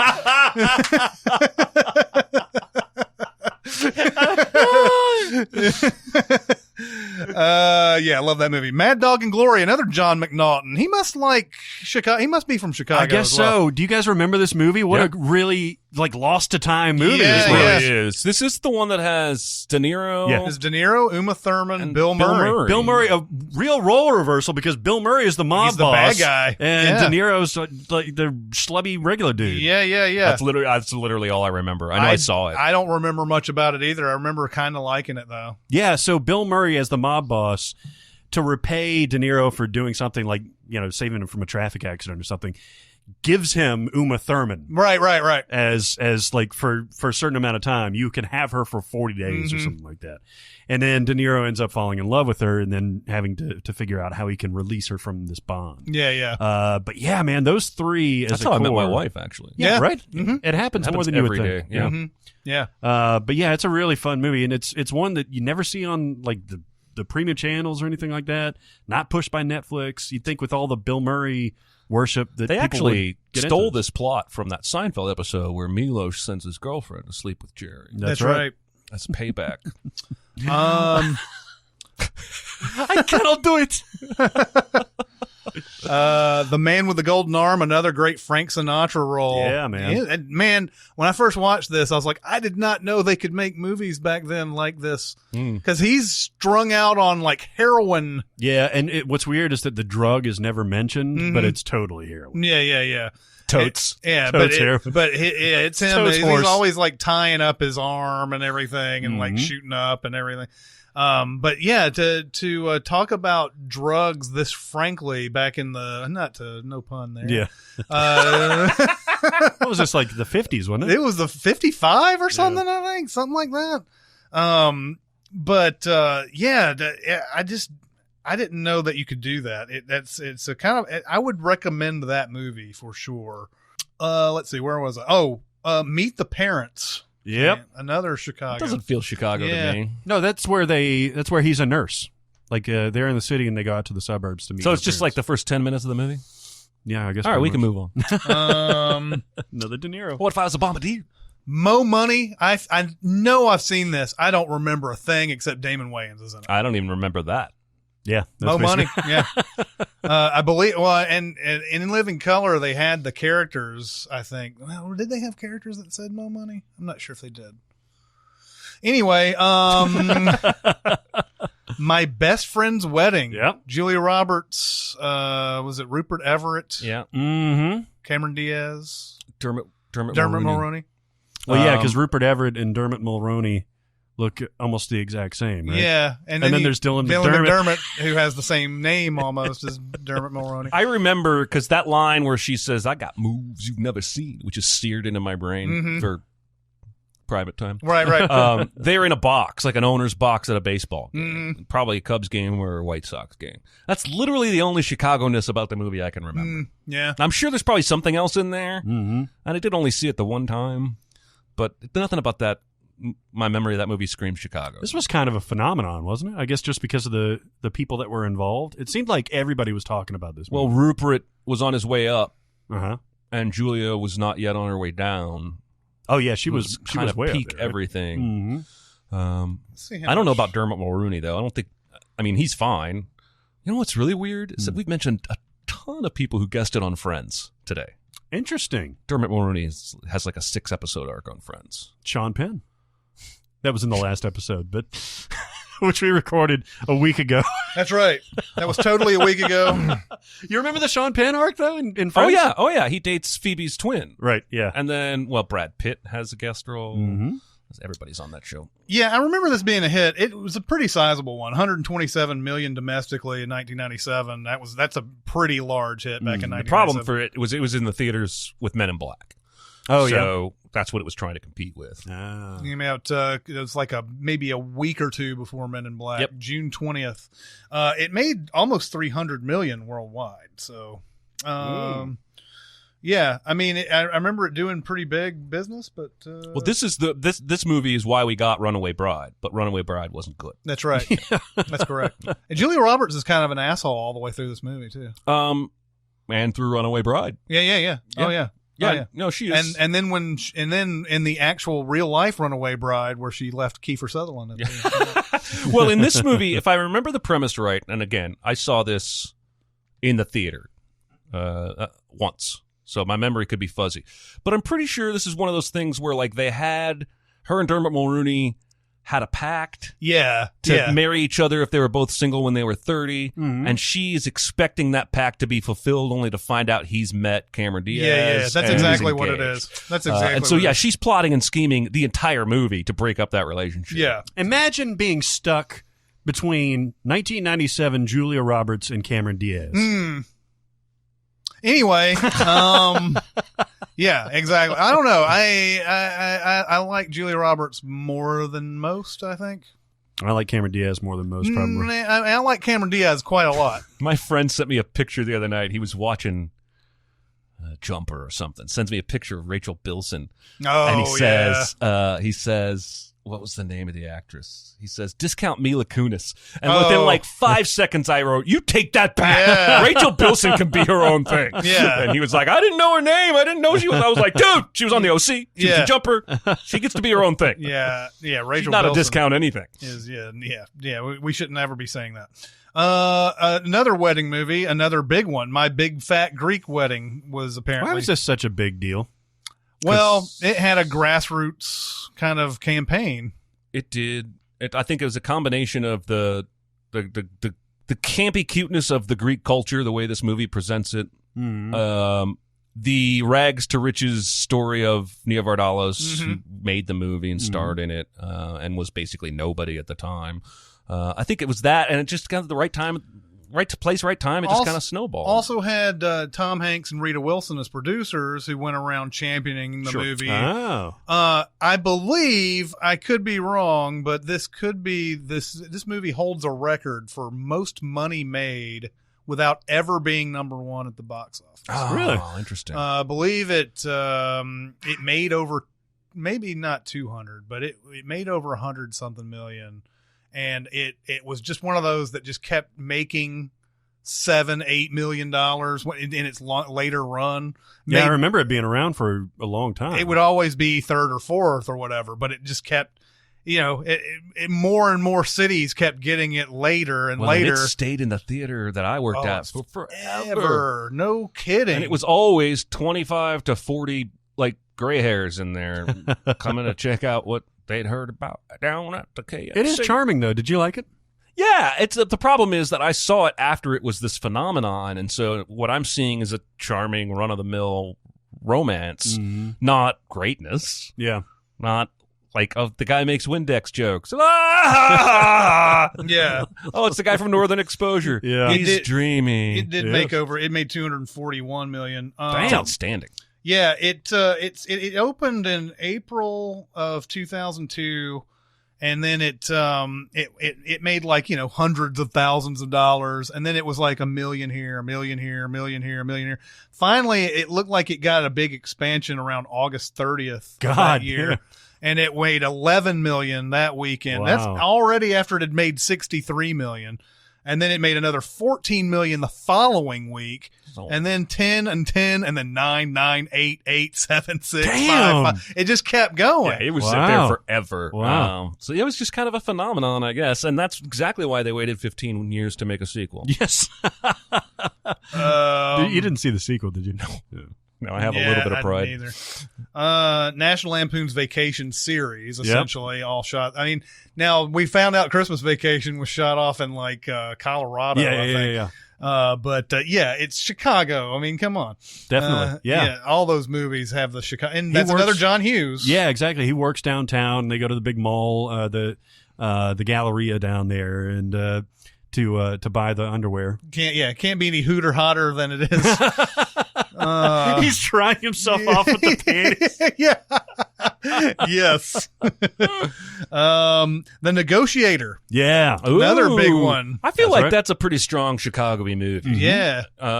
They set the space pretty well with those exterior shots and all the B-roll. And that's just it's got to be the most watchable B+ movie ever made. I know. 'Cause We it's- really you can't can't- recommend this enough. You can't call this movie bad. Right. At worst, this movie's just a little over the top in all areas. But it's not great. Yeah. It's not like this should have won Oscars. No, it's a solid B+. But man, it's the most watchable B+ ever. Yeah. It's just got so many great. Oh, that guy. Yeah. And that guy. The movie's just David Morse is in this. Yeah. It's like every character actor ever is in this. Yeah, Leo from The West Wing is in this. J.T. Walsh is in this. Paul Giamatti's in this. It's just every time you turn around, you're going to be, oh, that guy. So Samuel L. Jackson is the lead negotiator, right? And he gets set up, and then There are two big negotiators in Chicago. Yeah. He's one. and Spacey's the He other. gets set up for a money laundering scheme and his partner's murder, and decides to take hostages instead of, letting the legal system work its course. Well, he's set up by corrupt cops, though, right? Well, yeah, he's set up by the end of the movie, you'll find out half the people you've met are corrupt cops. Yeah. But it's still anyway. So yeah, he takes hostages, and then they got to turn to the other hotshot hostage negotiator. And that's what's fun also about it is that because he's a negotiator, he knows all the tricks. He knows what the steps, yeah, right? Yeah. So and they play with that. They do a good job running with that. Yeah, his name is Spacey's character is called Chris Sabian. Get me Chris Sabian. Now you're going to have to deal with both of us. Yeah, and of course it cuts to him, and he's doing negotiations between his wife and his daughter. Because his daughter made a joke about the dress his wife was wearing, and now his wife won't come out of the bedroom. See, he negotiates at home as well as on the job. He's a negotiator, yes. man. That's right. Never Been Kissed, Drew Barrymore movie. Don't need to talk much about it, probably. Nothing in Common, Tom Hanks, Jackie Gleason. Yeah. Way Do you back remember I in haven't the seen day. it in forever. Oh, man. This was one of the first, semi-dramatic roles that Hanks ever took. Mm-hmm. Because Jackie Gleason is his father, and I think this was Jackie Gleason's last role. Oh, yeah? In a feature, at least. And he's got to reconnect for whatever reason with his father. And seeing these two with their different comedic styles, but also, with all this angst between them, that's really, really interesting. I never stuff. saw it. I'll That's check good. that out. It's good. Yeah, it was the last film. He was dealing with colon cancer. Yeah, he was in rough shape. Yeah. I haven't seen it in forever, but anyway, Opportunity Knocks. Ooh, Dana Carvey. I was at the perfect age to enjoy Opportunity Knocks. I couldn't possibly enjoy it today. In fact, I saw it come on a year or two ago, and the whole finale of it is so ridiculous, because he's lied to this girl that he's fallen in love with the entire movie. He's a con man. He's right? a con Yeah. man. And then, in the last 15 minutes, it feels like is like him going, "I love you," And he's like, I know what I was, and I was lying to you all the time, but I love you, and blah, blah, blah. And she ends up like, okay. Because it's all, it's the way movies are. I bet those impressions are super dated, too. Yeah. I mean, George Bush was his big thing. His whole, like, they invent an entire scene in order to get him into a bathroom to be like, act like George Bush and be like, these blowers are the best, or these like hand dryer things are the best, so that some businessman will think that they're the best.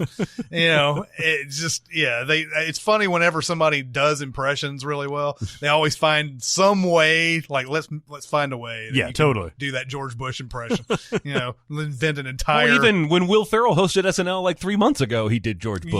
Yeah. He's not even good at impressions. No. He's so perfect with that Bush, though.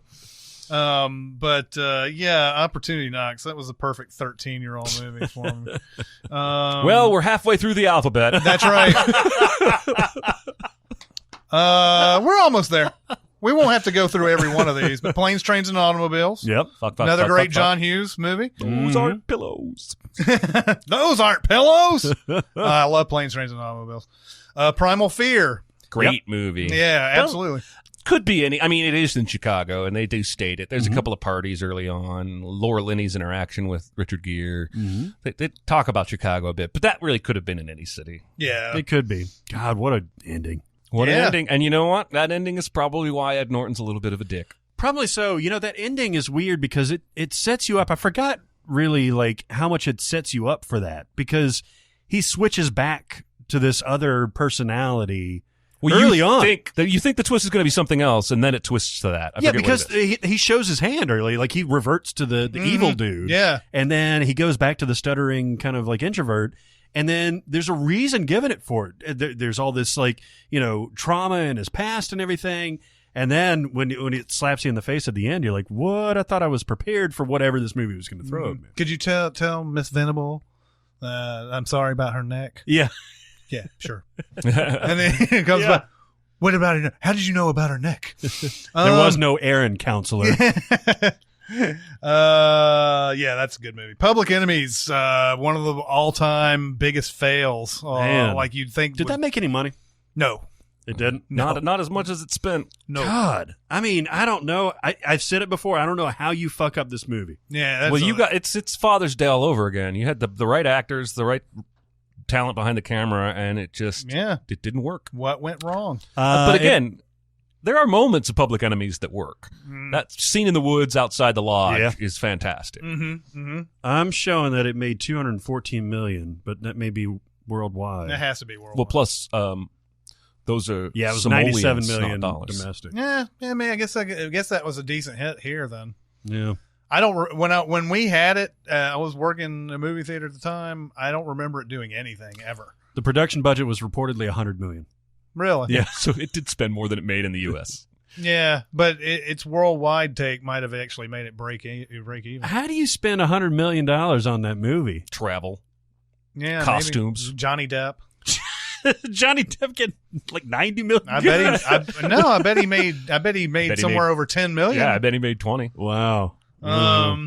Yeah, I was so disappointed. That should have been so great to me. Yep. Red Heat. Don't remember anything about Red Heat. Patrick Swayze. Patrick Swayze. Yo, ma. The Relic. That was a museum creature movie. That was at the Museum of History. That's the one that's like literally right next to Shed. Yeah, like right across the street, right on the lake. This was Peter Hyams did this. He did Time Cop and he did 2010. How many times is Time Cop? Time Cop's going to come up every time we get a chance. Well, listen, I threatened a few weeks ago to give you 20 minutes on Time Cop. I'm just going to do it one day. Yeah, you're not going to know what's coming. He's going to say, with me as always is Jeremy Scott, the voice of Cinemasins, and I'm going to go Time Cop. Yeah, and I'm just going to start. And then after you're done, I'll be like, and with from Music Video Sins, Hello. We should do that. That would be amazing. Risky Business. Love Risky Business. Yeah, great movie. The guy who directed it, I can't think of his name right off the bat. Felt like he could have had a bigger career. Turtle Top. Yeah, Turtle Top. What a weird movie, though. What a weird subject matter for like a casually successful movie. Yeah. This was Tom Cruise before he was big. This might have been one of his launching. It must points. be. I'm not sure. Paul Brickman is who you're Paul talking Brickman. Yeah, he was a guy that after this, I don't think he did very much after this. Road to Perdition. Boom. Yeah. This is Chicago as fuck. Yeah. Because it's just an older Chicago than you know. Mm-hmm. I love a movie that's got the balls to give me a straight up gangster action flick in Al Capone's Chicago and never show me Capone. Capone's not in that? No, Nitty is. And Wow. it's Stanley Tucci is playing Nitty. And that's as high as you ever get in the Capone organization. And you've got Newman is playing, an aging lieutenant out in the suburbs. So he's his own boss of his own crew, but he still answers to Capone up in Chicago. Fucking everybody in this movie is awesome. Mm-hmm. Paul Newman, outstanding. Yeah. When he gets so angry at Connor, his son, for killing somebody he shouldn't have, and he's like, "I curse the day you were born. I curse it." And it's like you expect it to be some scream, but he just kind of loses energy. Ah, God, I love everything about this movie, and it's a masterclass in setting mood. Just love it. Everybody go watch it. Yeah, it's a movie that was basically unfairly. Sam Mendes was a follow up to American Beauty. Yep. So a lot of people were like, "Well, this isn't American Beauty." Yep. There's no comedy here. Yeah, and the one thing I will always take this movie to task for is making Tom Hanks a bad guy, but then making him still the good guy. Like he's still Tom Hanks in this. Like he does, I guess he does bad things, but he can never be shown being a really like, you don't like him. Tom Hanks always has to be likable. Except for in The Circle. Oh, really? Yes. Well, maybe he's reached an age now where he doesn't care. He don't give a fuck. Yeah, the movie goes maybe a little too far because the kid even asks early on about Dad's job. Mm-hmm. And it's just like, he works for Mr. Rooney. Mr. Rooney helped him out when no one else would take care of Dad, and now he loves him so much, he wants to help him any way he can. It goes out of its way to make it seem like, yes, he did just shoot a guy with a Tommy gun, but it's still only because he loves this old man so much for giving him a life. And I get what you're saying. I don't disagree at all. But this movie's all about fathers and sons, and I have a complex relationship with my father, as many men do. But this movie at times is about Tom Hanks's relationship with Michael, his son, when they're out on the road together. But at times it's about his relationship with the other son, because Michael's like, you were different with Peter than you are with me. And they talk about that for a bit. Well, then you've got Paul Newman and his son, who is James Bond.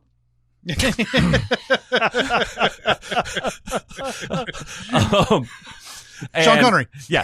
I didn't realize that Sam Mendes and Daniel Craig did this before that. And I don't think that's a coincidence that Daniel Craig ended up being Bond when Sam Mendes did a Bond movie. So they have a legit father and son relationship. Well, then you have the imagined father and son relationship between Paul Newman and Tom Hanks's character, and it's just rich in all the different complexities of fathers and sons and how they try to care for each other and go wayward in doing so. Just good stuff. Yeah, I think it has built up more of an appreciation over the years, for sure. It only made $100 million domestically, which is still a decent hit back in the day. But I think more people have started to like this movie. Yeah, when I tweeted out, this was probably 6 or 8 months ago, but I tweeted out something about why it's not seen as a modern classic. I don't get this. And most of the responses were, I love that movie. So I thought, well, maybe we don't talk about it as much, but maybe it does have more fans than I realized. But for a while there, it felt like I was on an island thinking that, like most people I talked to thought it was good. I thought it was great. But it seems like it's developing that reputation. I'm glad to hear it. Yeah. And when they take the audio out, and he's shooting that Tommy gun in the rain. Oh, yeah. That's a great scene. It's panning. Guys are falling down randomly. Boom, boom, and all you can see at the end of the street is the light from the gun sparking off. And maybe the shadow outline, the silhouette of Tom Hanks. That scene is so badass. And then Paul Newman's like, I'm glad it was you. And you're like, he knew he had a gangster's life. There's no question he's going to die by the bullet, but he's actually happy that it gets to be this guy. Yeah. God damn, I want to watch it right now. I think we've sold Road to Perdition. No kidding. One movie we will not be selling is Rookie of the Year. This is only Chicago because they chose the Cubs. That's right. Thomas Ian Nicholas.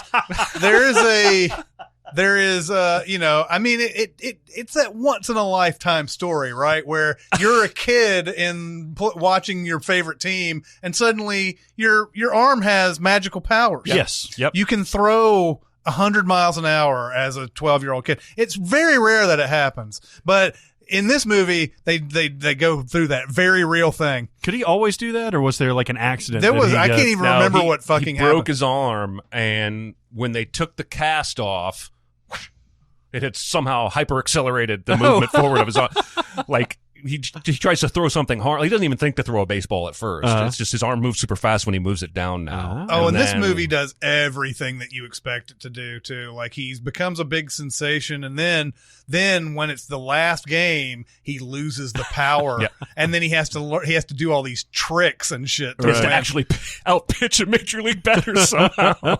Well, there's a point where he walks a batter, I think, and then uses the hidden ball trick to lots of stuff like that. The Santa Claus. Yes. Chicago. It is Chicago. I guess the suburbs. Yeah, because it starts out at that toy place where he works, and then it's Chicago. I tell you what, man, I like the Santa Claus. Oh, the first one's charming as hell. Yeah. I mean, here's the deal. Like, because they made so many of them and they got so bad, it tarnishes the reputation in your mind of the first one. My wife loves the first one so much. It's one of her first must-watch this at Christmas every year watches. So I end up seeing it every year, and it holds up plenty well. Tim Allen is a funny dude in the right circumstances. He is. He is. You know, I think if we view him currently as a guy who's lost his funny, it's only because he got so political with that Last Man Standing show and started playing so hard to one side of the political audience. My wife watches that show too. Does she Basically, really? my wife watches everything. Well, she loved the old Home Improvement. And so I think what she watches the new one for is that there's maybe one or two moments every show where it gives her a laugh, just like Home Improvement used to. And a lot of his old humor plays on misogyny and gender roles and stuff like that. At that point, we were okay with that. We thought it was still funny, and it's not like you can't be funny outside of that, like with Galaxy Quest and things like that. So, yeah. Save the Last Dance. Well, this is a Chicago movie. This is also a Cinemasins like early origination type of movie for me, because Jeremy and I both watched this movie when it came out Thursday night before it came out, and at the beginning of it, Julia Stiles is on a train and she's just lost her mom, and Jeremy goes, "She's on the just lost her mom train." Oh my god! This is like the first 5 minutes of the movie. I couldn't stop laughing at that. That was one of the funniest. And I think we had a couple of other people in there, like one of the concession manager was in there, and she's like, "Is this the way the movie's going to be? You guys talking about this stuff like this?" We're like, yes. Yep. Sorry. Oh my god. I'm probably not even doing it justice. It was something like that he said. Oh my god. Yeah, and of course, the only living relative that she can live with is her white jazz musician father, who happens to live in poor black portions of Chicago. Right. So she ends up at a school where she's basically like the only white girl. There's right. actually one other white girl, I think. I don't know. It's like, I don't know. It's almost like for a bit the movie is playing with reverse racism, even though it quickly shifts back into just regular racism. Yeah. And then she ends up getting into Juilliard because she does a dance that's a blend of ballet and hip hop. Yeah, man. Which is what all the kids are doing today. Yeah. Julia Stiles is beautiful in that movie. Well, I had a tiny bit of a crush on her She's for probably a couple movies. She's probably in my top 5 all time. Oh yeah. And she's never mind. Yeah, I know. We always run the risk of being pervy and stuff, but I think I think it's okay that we're red-blooded straight males No, I who said she's find beautiful, pretty yeah. girls pretty. I don't think that we have to be hedging on that. That true. doesn't mean we're pervy. Just because I do this when I'm talking about Mia Sara yeah. and Time Cop, that doesn't mean Has I'm being Julia Stiles pervy. ever been naked in a movie? No.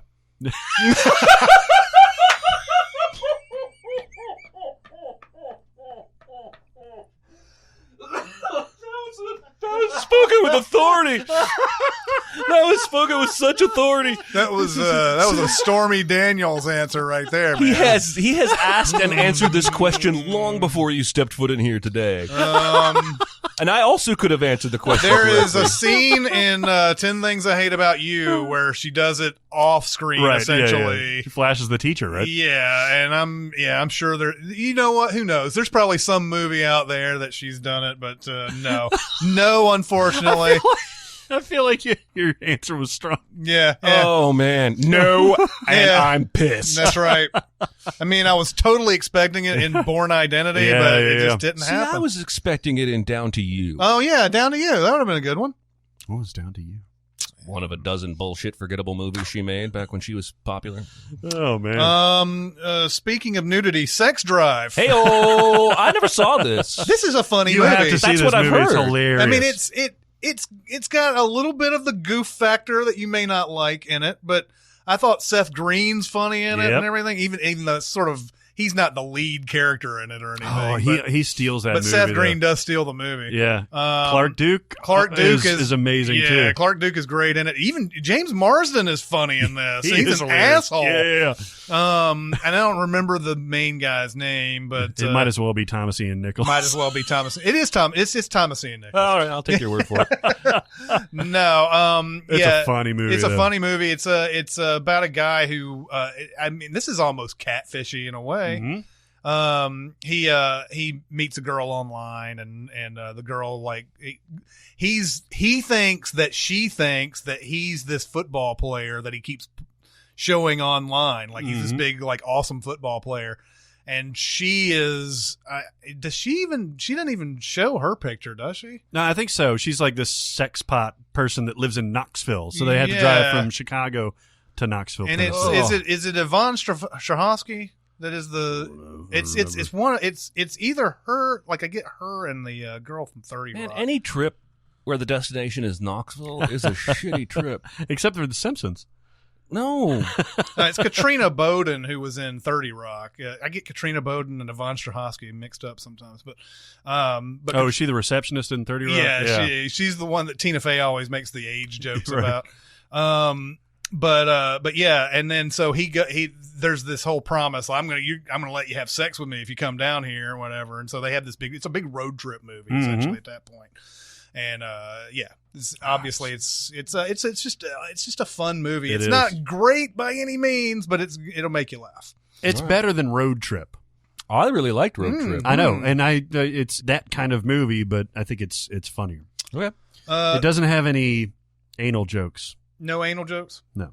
Then why would I watch it? right? I mean, that's part of the criteria. Yeah. Wasn't that a road trip where they do the thing with Sean William Scott, where she she They does go like to a a sperm prostate bank thing, and she does prostate massage. Ah. I thought you were going back to the bleaching the ass reference. Well, from it earlier. has been a while since we've said that. I know, so that's why I thought he was going back there. Speaking of bleaching the ass, some like it hot. Hey-oh! This is a great movie. It is. It's a great movie. Apparently Marilyn Monroe was very hard to work with on this. I think that's sort of the reputation she got on all of her movies. But it's one of those where apparently it took many takes, and she had to like have things a certain way, and was, it's one of those classic type of like, oh, she was really hard to work with. Anyway, the final product though is fantastic. Jack Lemmon is great in it. Tony Curtis, yeah. They dress up as women. They dress up as women to get into this. It's like some sort of God. It's like a review or something. Yeah, they have to be women to get into it, and so like they are pretending this whole time. Of course, I think Tony Curtis falls in love with Marilyn Monroe as the woman and everything.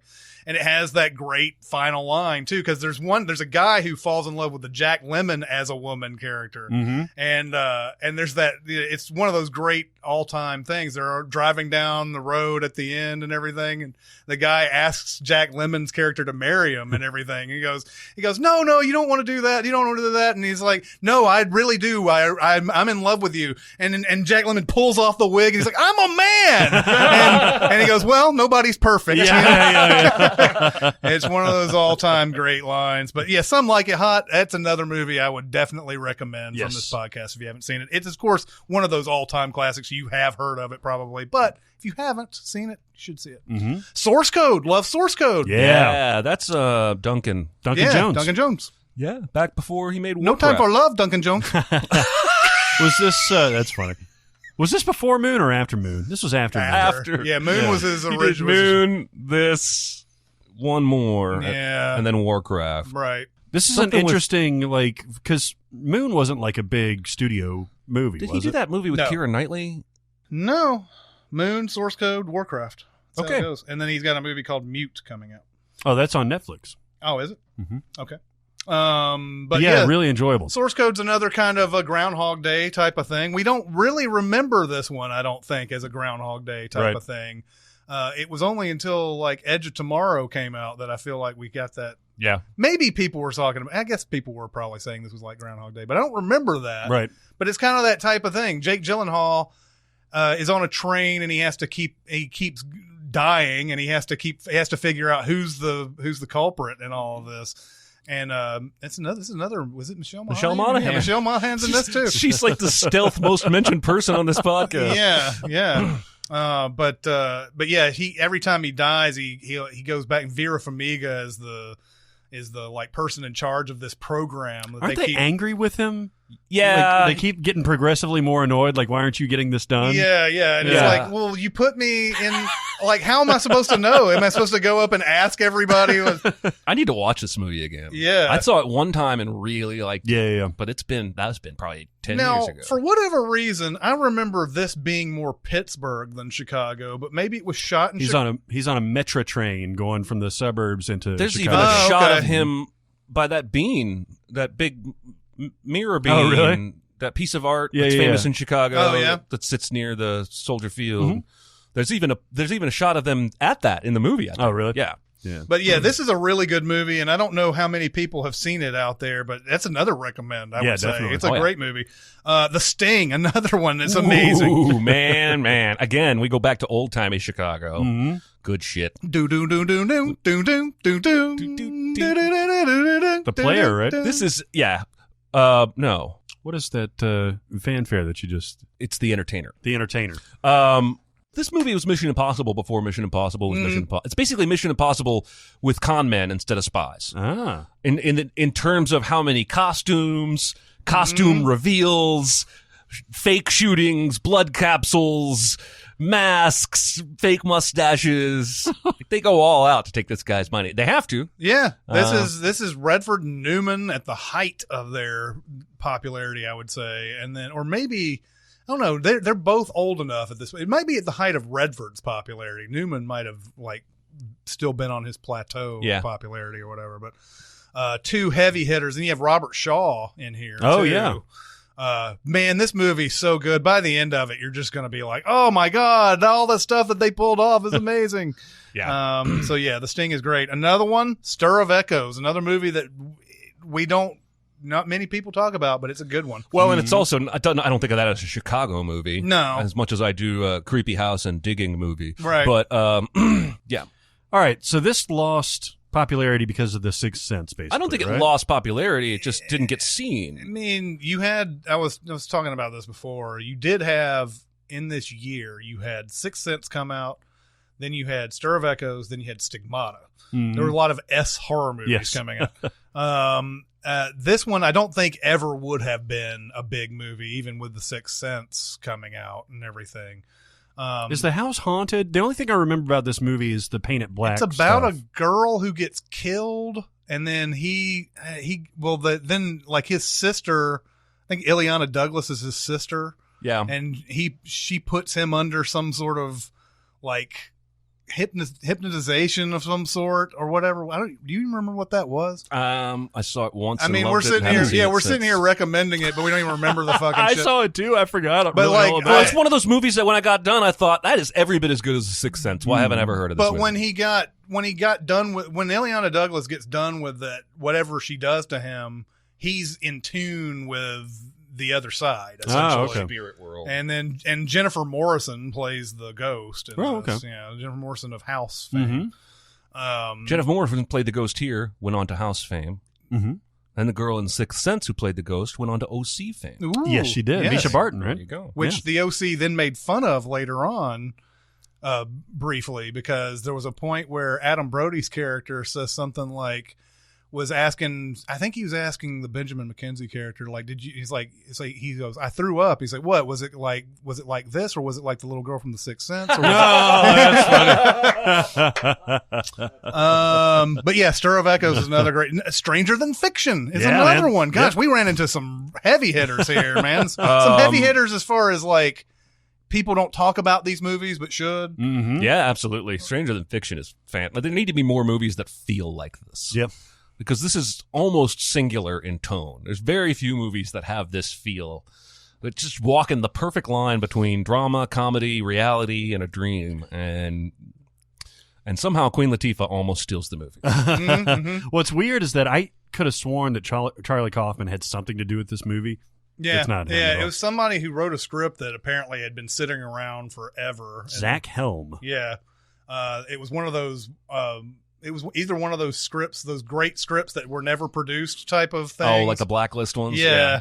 And then they finally made it. And when it came out, it had lukewarm reviews, but I really like it. Yeah. Oh, it's so good, man. Transformers, we don't need to talk about that. Fuck that movie. U.S. Marshals, we don't really need to talk about that either. Except to note, they did have to let Robert Downey Jr. out of jail to yeah, film this they movie. did. Oh, they I had to forgot get a that. special court order because he was in jail. And just look how far this guy has come. There may be no more commanding movie star around right now. He's Yeah. at least in the discussion. And 25 years ago, like, he was so down and out. He was obviously always a great actor. He was always going to get acting work. But he's like the fifth biggest player in this movie. And they had to let him out of jail to go shoot a scene. Was he one of Gerard's deputies? Yeah. Okay. Yeah. And they're chasing Wesley Snipes. Yeah, I was about to say, this is a Wesley Snipes movie out of all that. Uncle Buck, another John Hughes. Oh, Chicago. Yeah. That's such a fun movie. It I used to watch yeah. that all the time. This is Macaulay Culkin before Home Yep. Alone. Yep. But John Candy, This was right before Home Alone, right? Yeah, it was 88, like a 89. year John before. Candy before Home Alone. yeah, it was. It was. Polka, polka. And then there's a little movie called The Untouchables. Ah. Ba-dum. Yeah.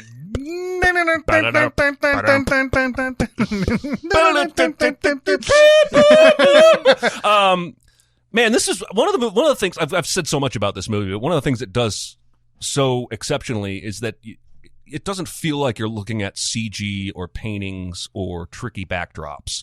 When you're going down Michigan Avenue and you're looking at what would be early 1900s Chicago, it feels like they somehow went back in time to shoot it there. I know they didn't, and it's easy enough for a film production to go get a bunch of 1925 cars and line the street and dress up, but it's something they captured something special that a lot of period pieces don't. Yeah. Where it feels like the real city from 100 years ago. It does, but it looks like it pops too. It does. Like the colors, for whatever reason, it's like each individual building is its own color and its own like style, Yeah. Yeah. Which does happen a lot in Chicago. Connected buildings will look entirely different from one to another. You know? Yeah.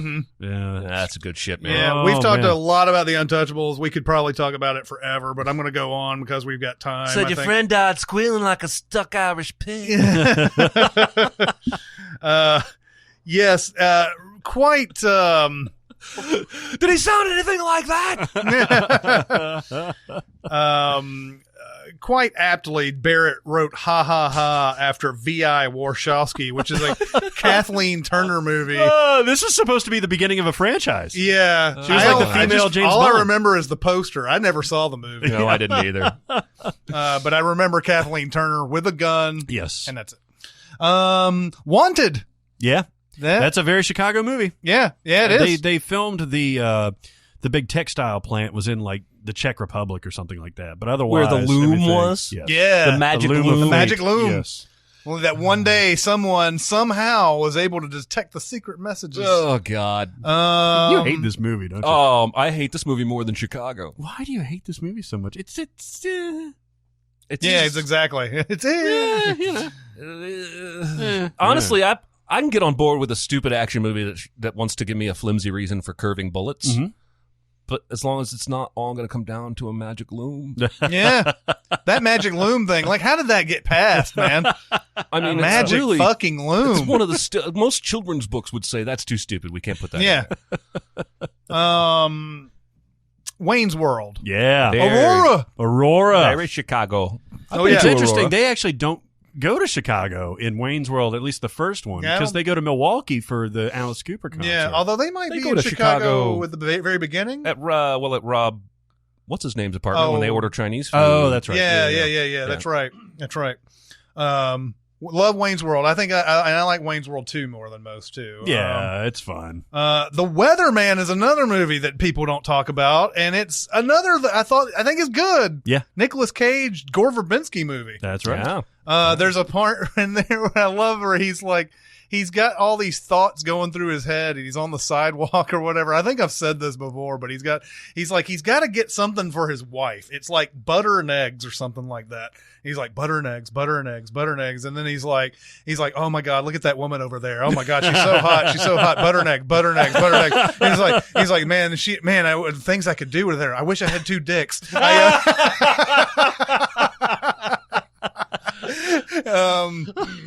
But The Weatherman is funny. I mean, that's a fun movie. It is. And hardly anybody, I mean, whenever you think about Nicolas Cage, a lot of people like to say, well, look at all these shitty movies he's done. There's all sorts of other stuff in here like this that sort of snuck through the cracks. Matchstick Men. Yeah, Matchstick Men was another one. Yeah, he's got plenty of great work. This is one where he takes up archery, right? Like to take his mind off of stuff. I don't remember. Well, there's a bow and arrow in the trailer. Right. And I think his dad is Michael Caine. Michael and I think Caine is in this. He's got to reconnect with him. Oh, no, Michael Caine is super famous and like he's living in his shadow as a weatherman. Mm-hmm. And yeah, it's a really interesting like character stuff. What Women Want. That's that Mel Gibson Helen Hunt. Helen Hunt movie, yeah. This is Mel Gibson probably at the height of his popularity, right before he Yeah. really We wanna talk went off a about cliff. Male chauvinist tinged movie that Yep. they might not make today. Yeah. It's this. Because it's Yeah. just full of stereotypes. I wonder, this is probably slanderous and probably should be cut. I wonder if he was on drugs during that movie. He is manic in that movie. He is manic in that movie. He can't like sit still, like he's fidgeting all the time, and he's always like, he's laughing like uncontrollably. Like it's just a weird performance. Yeah. Yeah, it was a huge hit too. I don't remember how much it made, but All the money. it made a lot. I'm looking at it. I'm pretty sure every female American went to see that movie. Because this Yeah. was, you have to remember, Mel Gibson was still a heartthrob at this point. Oh, yeah. Yeah. He hadn't had any It controversy. made 182 million domestic. That's a lot in 2000, and it made 374 million worldwide. Yeah, for a romantic comedy that is stupid. Yeah. It's really stupid. When Harry Met Sally, another great one. They And we end up driving down Lakeshore Drive the wrong way to get to New York, apparently. yeah. I don't really know exactly. So, yeah, like not a real set in Chicago, but did get shot in Chicago. Yeah, that's where they meet. They're at University of Chicago. I think. Right. While you were sleeping. Yeah. Friend of the show, While You Were Sleeping. Sandra Bullock went just after Speed when she had become a star and everything. This was a big hit, This too, was wasn't a it? pretty big hit, Yeah. I think. Bill Pullman, too, right? Bill Pullman, yeah. So And she Peter pretends, she pretends to be his wife, right? After he gets kind of accidentally. She thinks he's cute, but it spirals out of control. She doesn't just go, I'm going to pretend to be his girlfriend. Like somebody thinks she is, and then before she has a chance to correct them, a family is there, and she's been introduced, and the whole movie is like she knows she's got to tell him the truth, and she's just trying to wait to the right moment, and it just keeps getting worse and worse and worse. Made 81 million. It was an April 95 movie, so that's pretty good, actually. The Whole Nine Yards. Good ass movie. Yeah. It's fun. Not really super Chicago-y. It's actually, I think it's more of a Canadian movie than it is. They go to Chicago. right. there are I think 2 big set pieces in Chicago. The rest of the whole movie's in Montreal or Toronto. Or Oh, really? yeah, like Matthew Perry lives in Canada. Bruce Willis moves next door. That's all in Canada. Ah. The only Chicago stuff is when Matthew Perry flies to Chicago. That's where he meets Michael Clark Duncan and Natasha Henstridge. Ah. But then they go back to Canada. Like the whole climax is in Canada, where like When they're on the water, that's in Canada? When they go Yeah. out to dispose of whatever. Yeah. Yeah. And he throws that beer. He just Yeah, lets it's it go. one of the best all-time jokes ever. Just harmlessly goes by his head. oh Jesus. Wicker Park, which I don't remember much about. I know Josh Hartnett's in it. I Yeah. know Diane Kruger. Yeah. And Matthew Lillard is in it. Yes, he Yeah. Oh. New friend of the show. I Matthew believe he's Lillard. an asshole in that movie, too. Is he? Nice. Poor Matthew Lillard. Yeah, I know. I don't remember anything about it. I'm going to move on. Wildcats, another Goldie Hawn movie. That's right. And that was a football movie. Mm-hmm. She's the coach Coaches of Pee Wee football. football. Yep. Yeah. Never saw it. That Never had gonna- Wesley Snipes and Woody Harrelson in it. It did. Did it really? Yeah. It was one of That's the right, It's yeah. one of the movies that before they did White Men Can't Jump and all that, they were like basically extras in that one. or like awesome. small time whatever. We're going to make Money Train. Yeah, exactly. Money Train, which has, by the way, Money Train. I remember watching the trailer for that and fascinated by it because the trailer had a part at the end where they were on the train and then like the camera rotates 180 degrees and they're upside down. I was like, whoa, do they go through like a track that does that or something? I thought that was like part of the movie and it was just a trick in the trailer that they did. Okay. There's some J-Lo in there, though. I did. Oh yeah, J-Lo. There's a little bit of J-Lo. J-Lo went Mia Sara in that movie. Is she naked in that movie? Yes. Are you serious? Yes. How did I not know that? Because you didn't know about Julia Stiles either. That's right. That's right. You had to ask. Other Illinois, we have The Accountant. Yeah. Yeah. Oh, Jesus. Yeah. Isn't it like Downstate. 7:30? Well, we have seriously 15 more, Okay. and we don't have to go through all of them. Yeah, and we can. This would be the episode. Yeah. We're stuck in Illinois. We're gonna wrap it up with this and save our stuff. The Accountant, obviously The Breakfast Club. Oh, yeah. That's another John Hughes. Career Opportunities, another John Hughes. Yeah, I like Career I do Opportunities. too. That's like one of my adolescent fantasies. Man, are you Not kidding? only to get locked in with Jennifer Connelly, but to be locked in like a department store overnight and be able to play with all the shit. Yeah. Like a Target overnight when Yeah, you're I'm pretty like sure I had that 13. dream before. Man. Yeah, and with Jennifer Connelly. Jennifer Connelly, easily, like when I was 14, I don't think I'd ever seen anybody this beautiful in my life. Yeah. And, but yeah, I saw this basically because of her. Yeah. John Hughes wrote this and it's somebody else that directed it, but, Cheaper by the Dozen. We don't need to talk about that. Nah, fuck Christmas that. with the Cranks. We don't need to talk about Nah, that. I fuck like that one. movie. No. What? Really? I do. Okay. Which I do one like is that? movie. Christmas with the Great Tim Allen and Jamie Lee Curtis, Dan Aykroyd. It's fun. It's a fun movie. All right. The Collector, which is Yeah. basically what Kevin McAllister becomes Yeah. later on. Yeah. He sets up all these traps in a house. There's basically. also a weird theory that they were actually floating. The producers or the makers of the movie were saying, should this be a prequel to the Saw franchise? Oh, Because I think this came out in 2009, and original Saw came out in like 2003, 2004. somewhere around there. And I think so, it was 2004. Yeah, so they were thinking, hey, maybe we could tie this in, but then no. The Collector was surprisingly decent horror movie. Mm-hmm. The Founder. I have still not seen this. I've seen it. Yeah, I can't think of anything Chicago about it. yeah. Actually, I No, watched it's not this Chicago, whole it's movie. Illinois. Oh, you're right. We're outside of Yeah. Chicago now. It's not. I don't really feel like they gave Michael Keaton much acting to do. Mm-hmm. Does that make sense? Yeah. Like they could have and maybe even should have found a lower price, less recognizable face, and the movie might have been more compelling. Because it was Michael Keaton, I kept waiting for something. Act. It's something. And it's not that. I mean, he's almost acting by not acting, if that makes sense, by dialing himself back so much. And it's just about the story. It's just about how Ray Kroc basically fucked the guys out of McDonald's who invented it. Is he like portrayed as the hero of this story or the protagonist, really? The movie takes a really interesting track here because he's definitely played as the hero in his own mind. He's definitely played as the villain by the two brothers who he took the idea from. Movie kind of paints him with both brushes.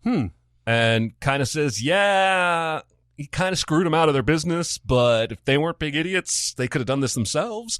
So, but the way it seems to be played in the movie is that these guys were just not ambitious. And he came along with the ambition, got them to sign over the rights for him to make it.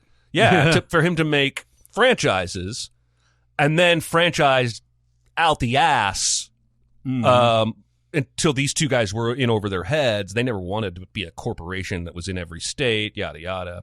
And he basically just took it from them. They had invented the automated process of fast fooding the burger. Okay. Basically creating stations and set up their kitchen in such a way that the burgers would always get out in 30 seconds or something. And that was not being done by anybody else. I've already talked way too much about it because it's not even worth 5 minutes of discussion. It's not a bad movie. It's not great. Interesting. It's a plain movie. It's like a documentary biopic. Okay. You'll learn more about Ray Kroc than you will be entertained by the movie. Yes.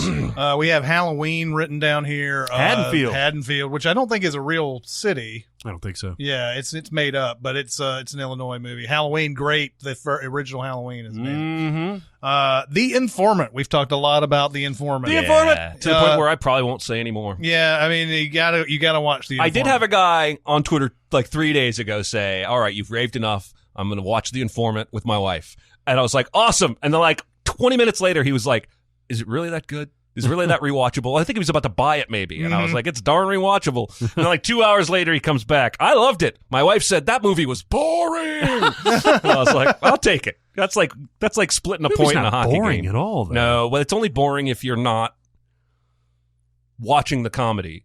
Because the comedy isn't in punchlines and pratfalls. The comedy's situational. Right. And if I could see how if you watched that movie passively, your eyes could glaze over thinking it's just about finance and science and labs and license. Who's the guy who came up with sushi? The guy without the grill.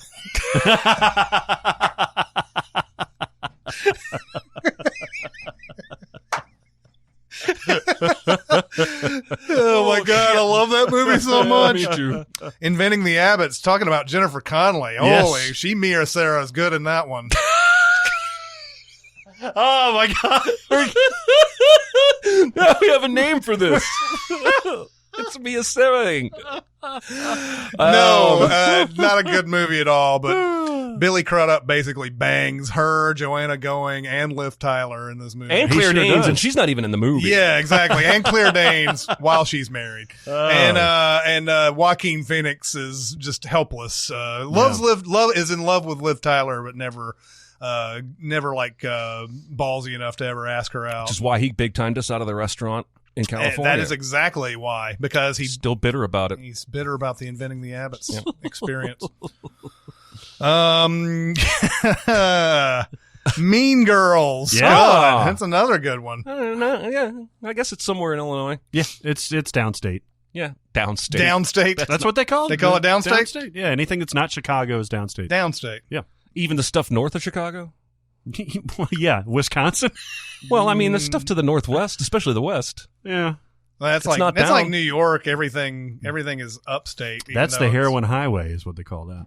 Because there's a lot of heroin that comes in from Iowa. But then everything else is downstate. Iowa's big on the heroin production? Mm-hmm. Why? Because they got nothing else to do? Probably.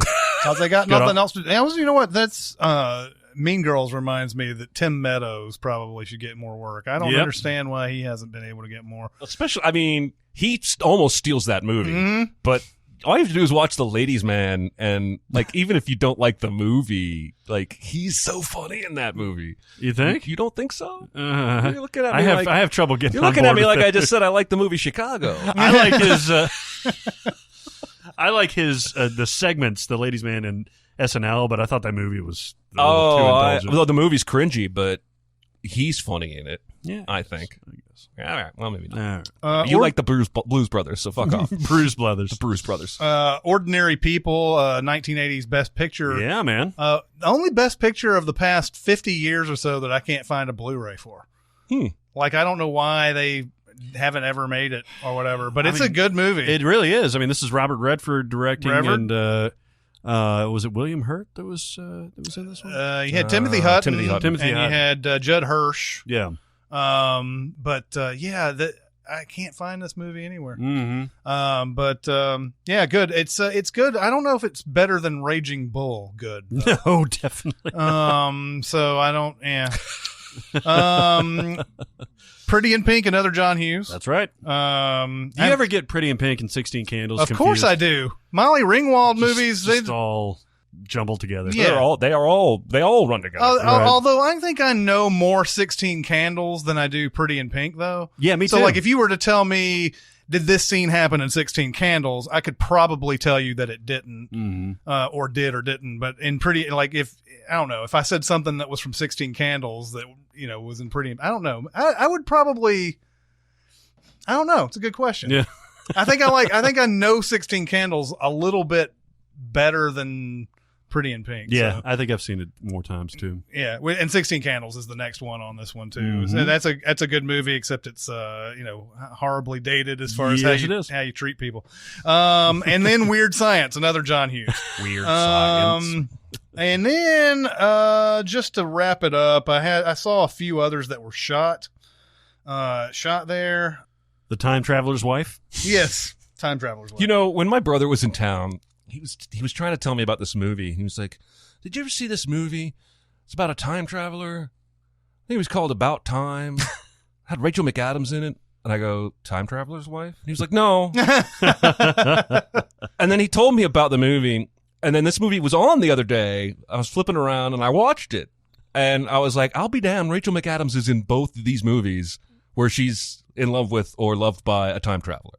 Hold on, what is the other one? The Time Traveler's Wife. And the other one? About Time. Oh. With Donald Gleason. Oh.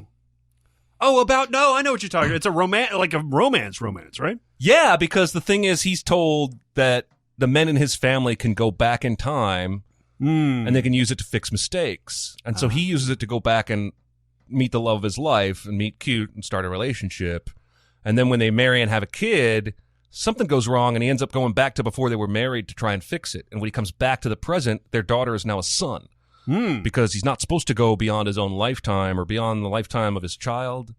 Anyway, it's very cool. I liked it a lot. But I was baffled that in this same era, Rachel McAdams got and accepted 2 jobs playing romance leads in time travel movies. The Time Traveler's Wife one is crazy too, because it's a guy who meets her as a kid. Yeah, it's creepy. And then it's later, a little Twilight. Oh yeah, is it Eric Bana? Yeah. Is he Australian for real? Yeah. God, he used to be a footballer. His Australian accent in Funny People was blowing my mind because it's real, but I've never heard him talk like that. I think Eric Bana used to be either a footballer or like Australian rules football type guy. Interesting. And then he became an actor. He's had such a weird career. Yeah. Just a couple others, and these movies we're going to cover on the ones that they're actually set. And Groundhog Day was apparently shot around Chicago or Illinois, and Miracle on 34th Street, which even in the title it says it's New York, shot in Chicago. All right.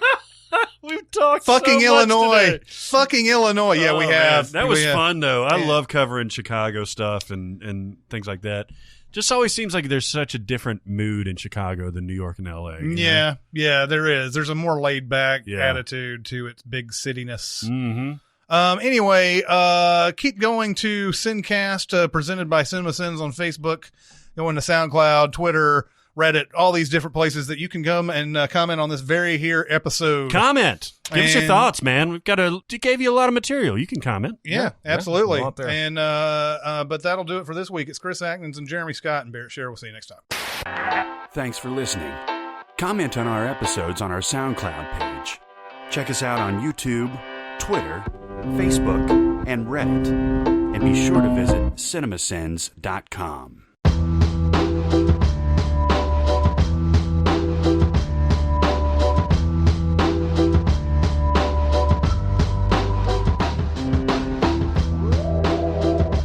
Just like Ernesto's guitar in Coco. That is annoying. God damn, it's annoying because there are 2 scenes in that movie with people tuning guitars. Yep. You know it exists. Then you pull out a 200-year guitar off the wall of a crypt, and it's in perfect tune. I really thought that was annoying that Miguel didn't even entertain the idea that De La Cruz was his great-great-grandfather. Never had, yeah, somehow. And that's the entire story of his past, is about this one dude that leaves and plays music for the rest of his life. It doesn't make sense. And then there happens to be another dude from that same village. It's like 50 people in it. Yeah. Mariachi Circle, Mariachi Plaza. I'm pretty sure I cut it from the final script, but I had a whole scene about why the shoe store has to have a walk-up window. 'Cause they literally have, it's like a drive-through window for people on feet to walk up to the shoe store. And I'm just like, do you not need to try them on? Do you not need to look at... Just grab and go. I mean, I'm a size 8. Okay, I'll be right back, dear. Yeah. And, I mean... It could be like a bowling alley where they just plop it down. Who knows? I don't know. And then they spray that disinfectant. There's drive-thrus for liquor stores, so you never know. Well, that's true. I used to go to Leroy's drive-through in West Louisville when I was underage because they would never card. Mm-hmm. I mean, obvious 16 to 18-year-olds pull up in this truck, and they're like, I don't give a shit. Mm-hmm. Yeah, it was a lot easier to do that back in the day. Well, that was a rough area of town, too, so it was a risk to get down there and get booze, but it was worth it, man. Leroy Jenkins! Yeah. Leroy Jenkins!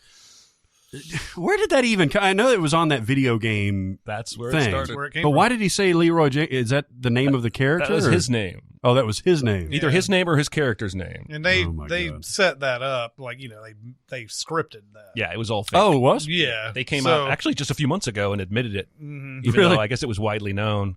But they actually put out another video, like a second video of their trial run, where they were like doing it for the first time before they actually made the video. But it's really well done as far as acting is concerned, because everybody's like, okay, do you have your armor on and all that, all the stuff that South Park later made fun of when they did their World of Warcraft thing. Oh, my God. That episode is great. Oh, it's one of the best ones.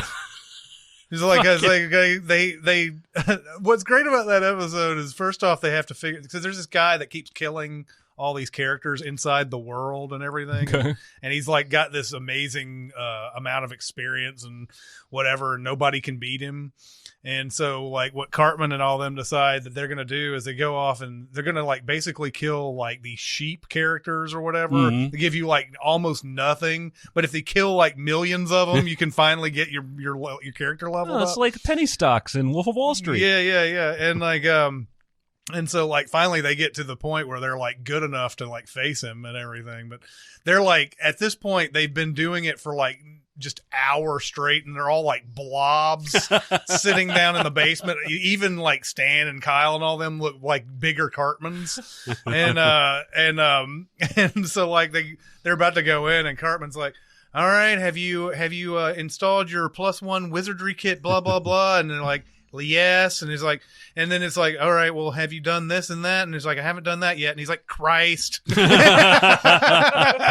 they eventually become the dude, because the dude's just this fat slob that's got like pizza on his shirt. Yeah. And he's like, we found out that we've discovered the reason behind his prowess in this game. He has no life. The Maltons interviewed Bill Hader, actually, and he was talking about all the South Park stuff that goes on. He's like, because some of it was in that 6 Days to Air thing, but there was one time he said that Trey Parker came in on a Tuesday, and they're airing on Wednesday. He came in on a Tuesday, and Trey was like, I just axed the script. We're going to have to start over. So they wrote the entirety of the script, and they had to do all the causality and all that stuff. And then, like, they end up going into the animator's room in like 3 hours, and it's done. It's all done. The voices are all done and everything. It's like, I think it's what unbelievable. happens with them, though, there's got to be some times where they don't get the episode out, because there's times if you're watching South Park, like it'll get to the Wednesday and there's not been a scheduled like gap in the schedule or anything. Yeah. It'll just be like, okay, we're going to play a rerun. And you're like, oh, we didn't hear anything about that, you know? Yeah. So like, I think sometimes they do get to that point where they don't get it done, and they're like, all right, well, I guess that's the trade-off.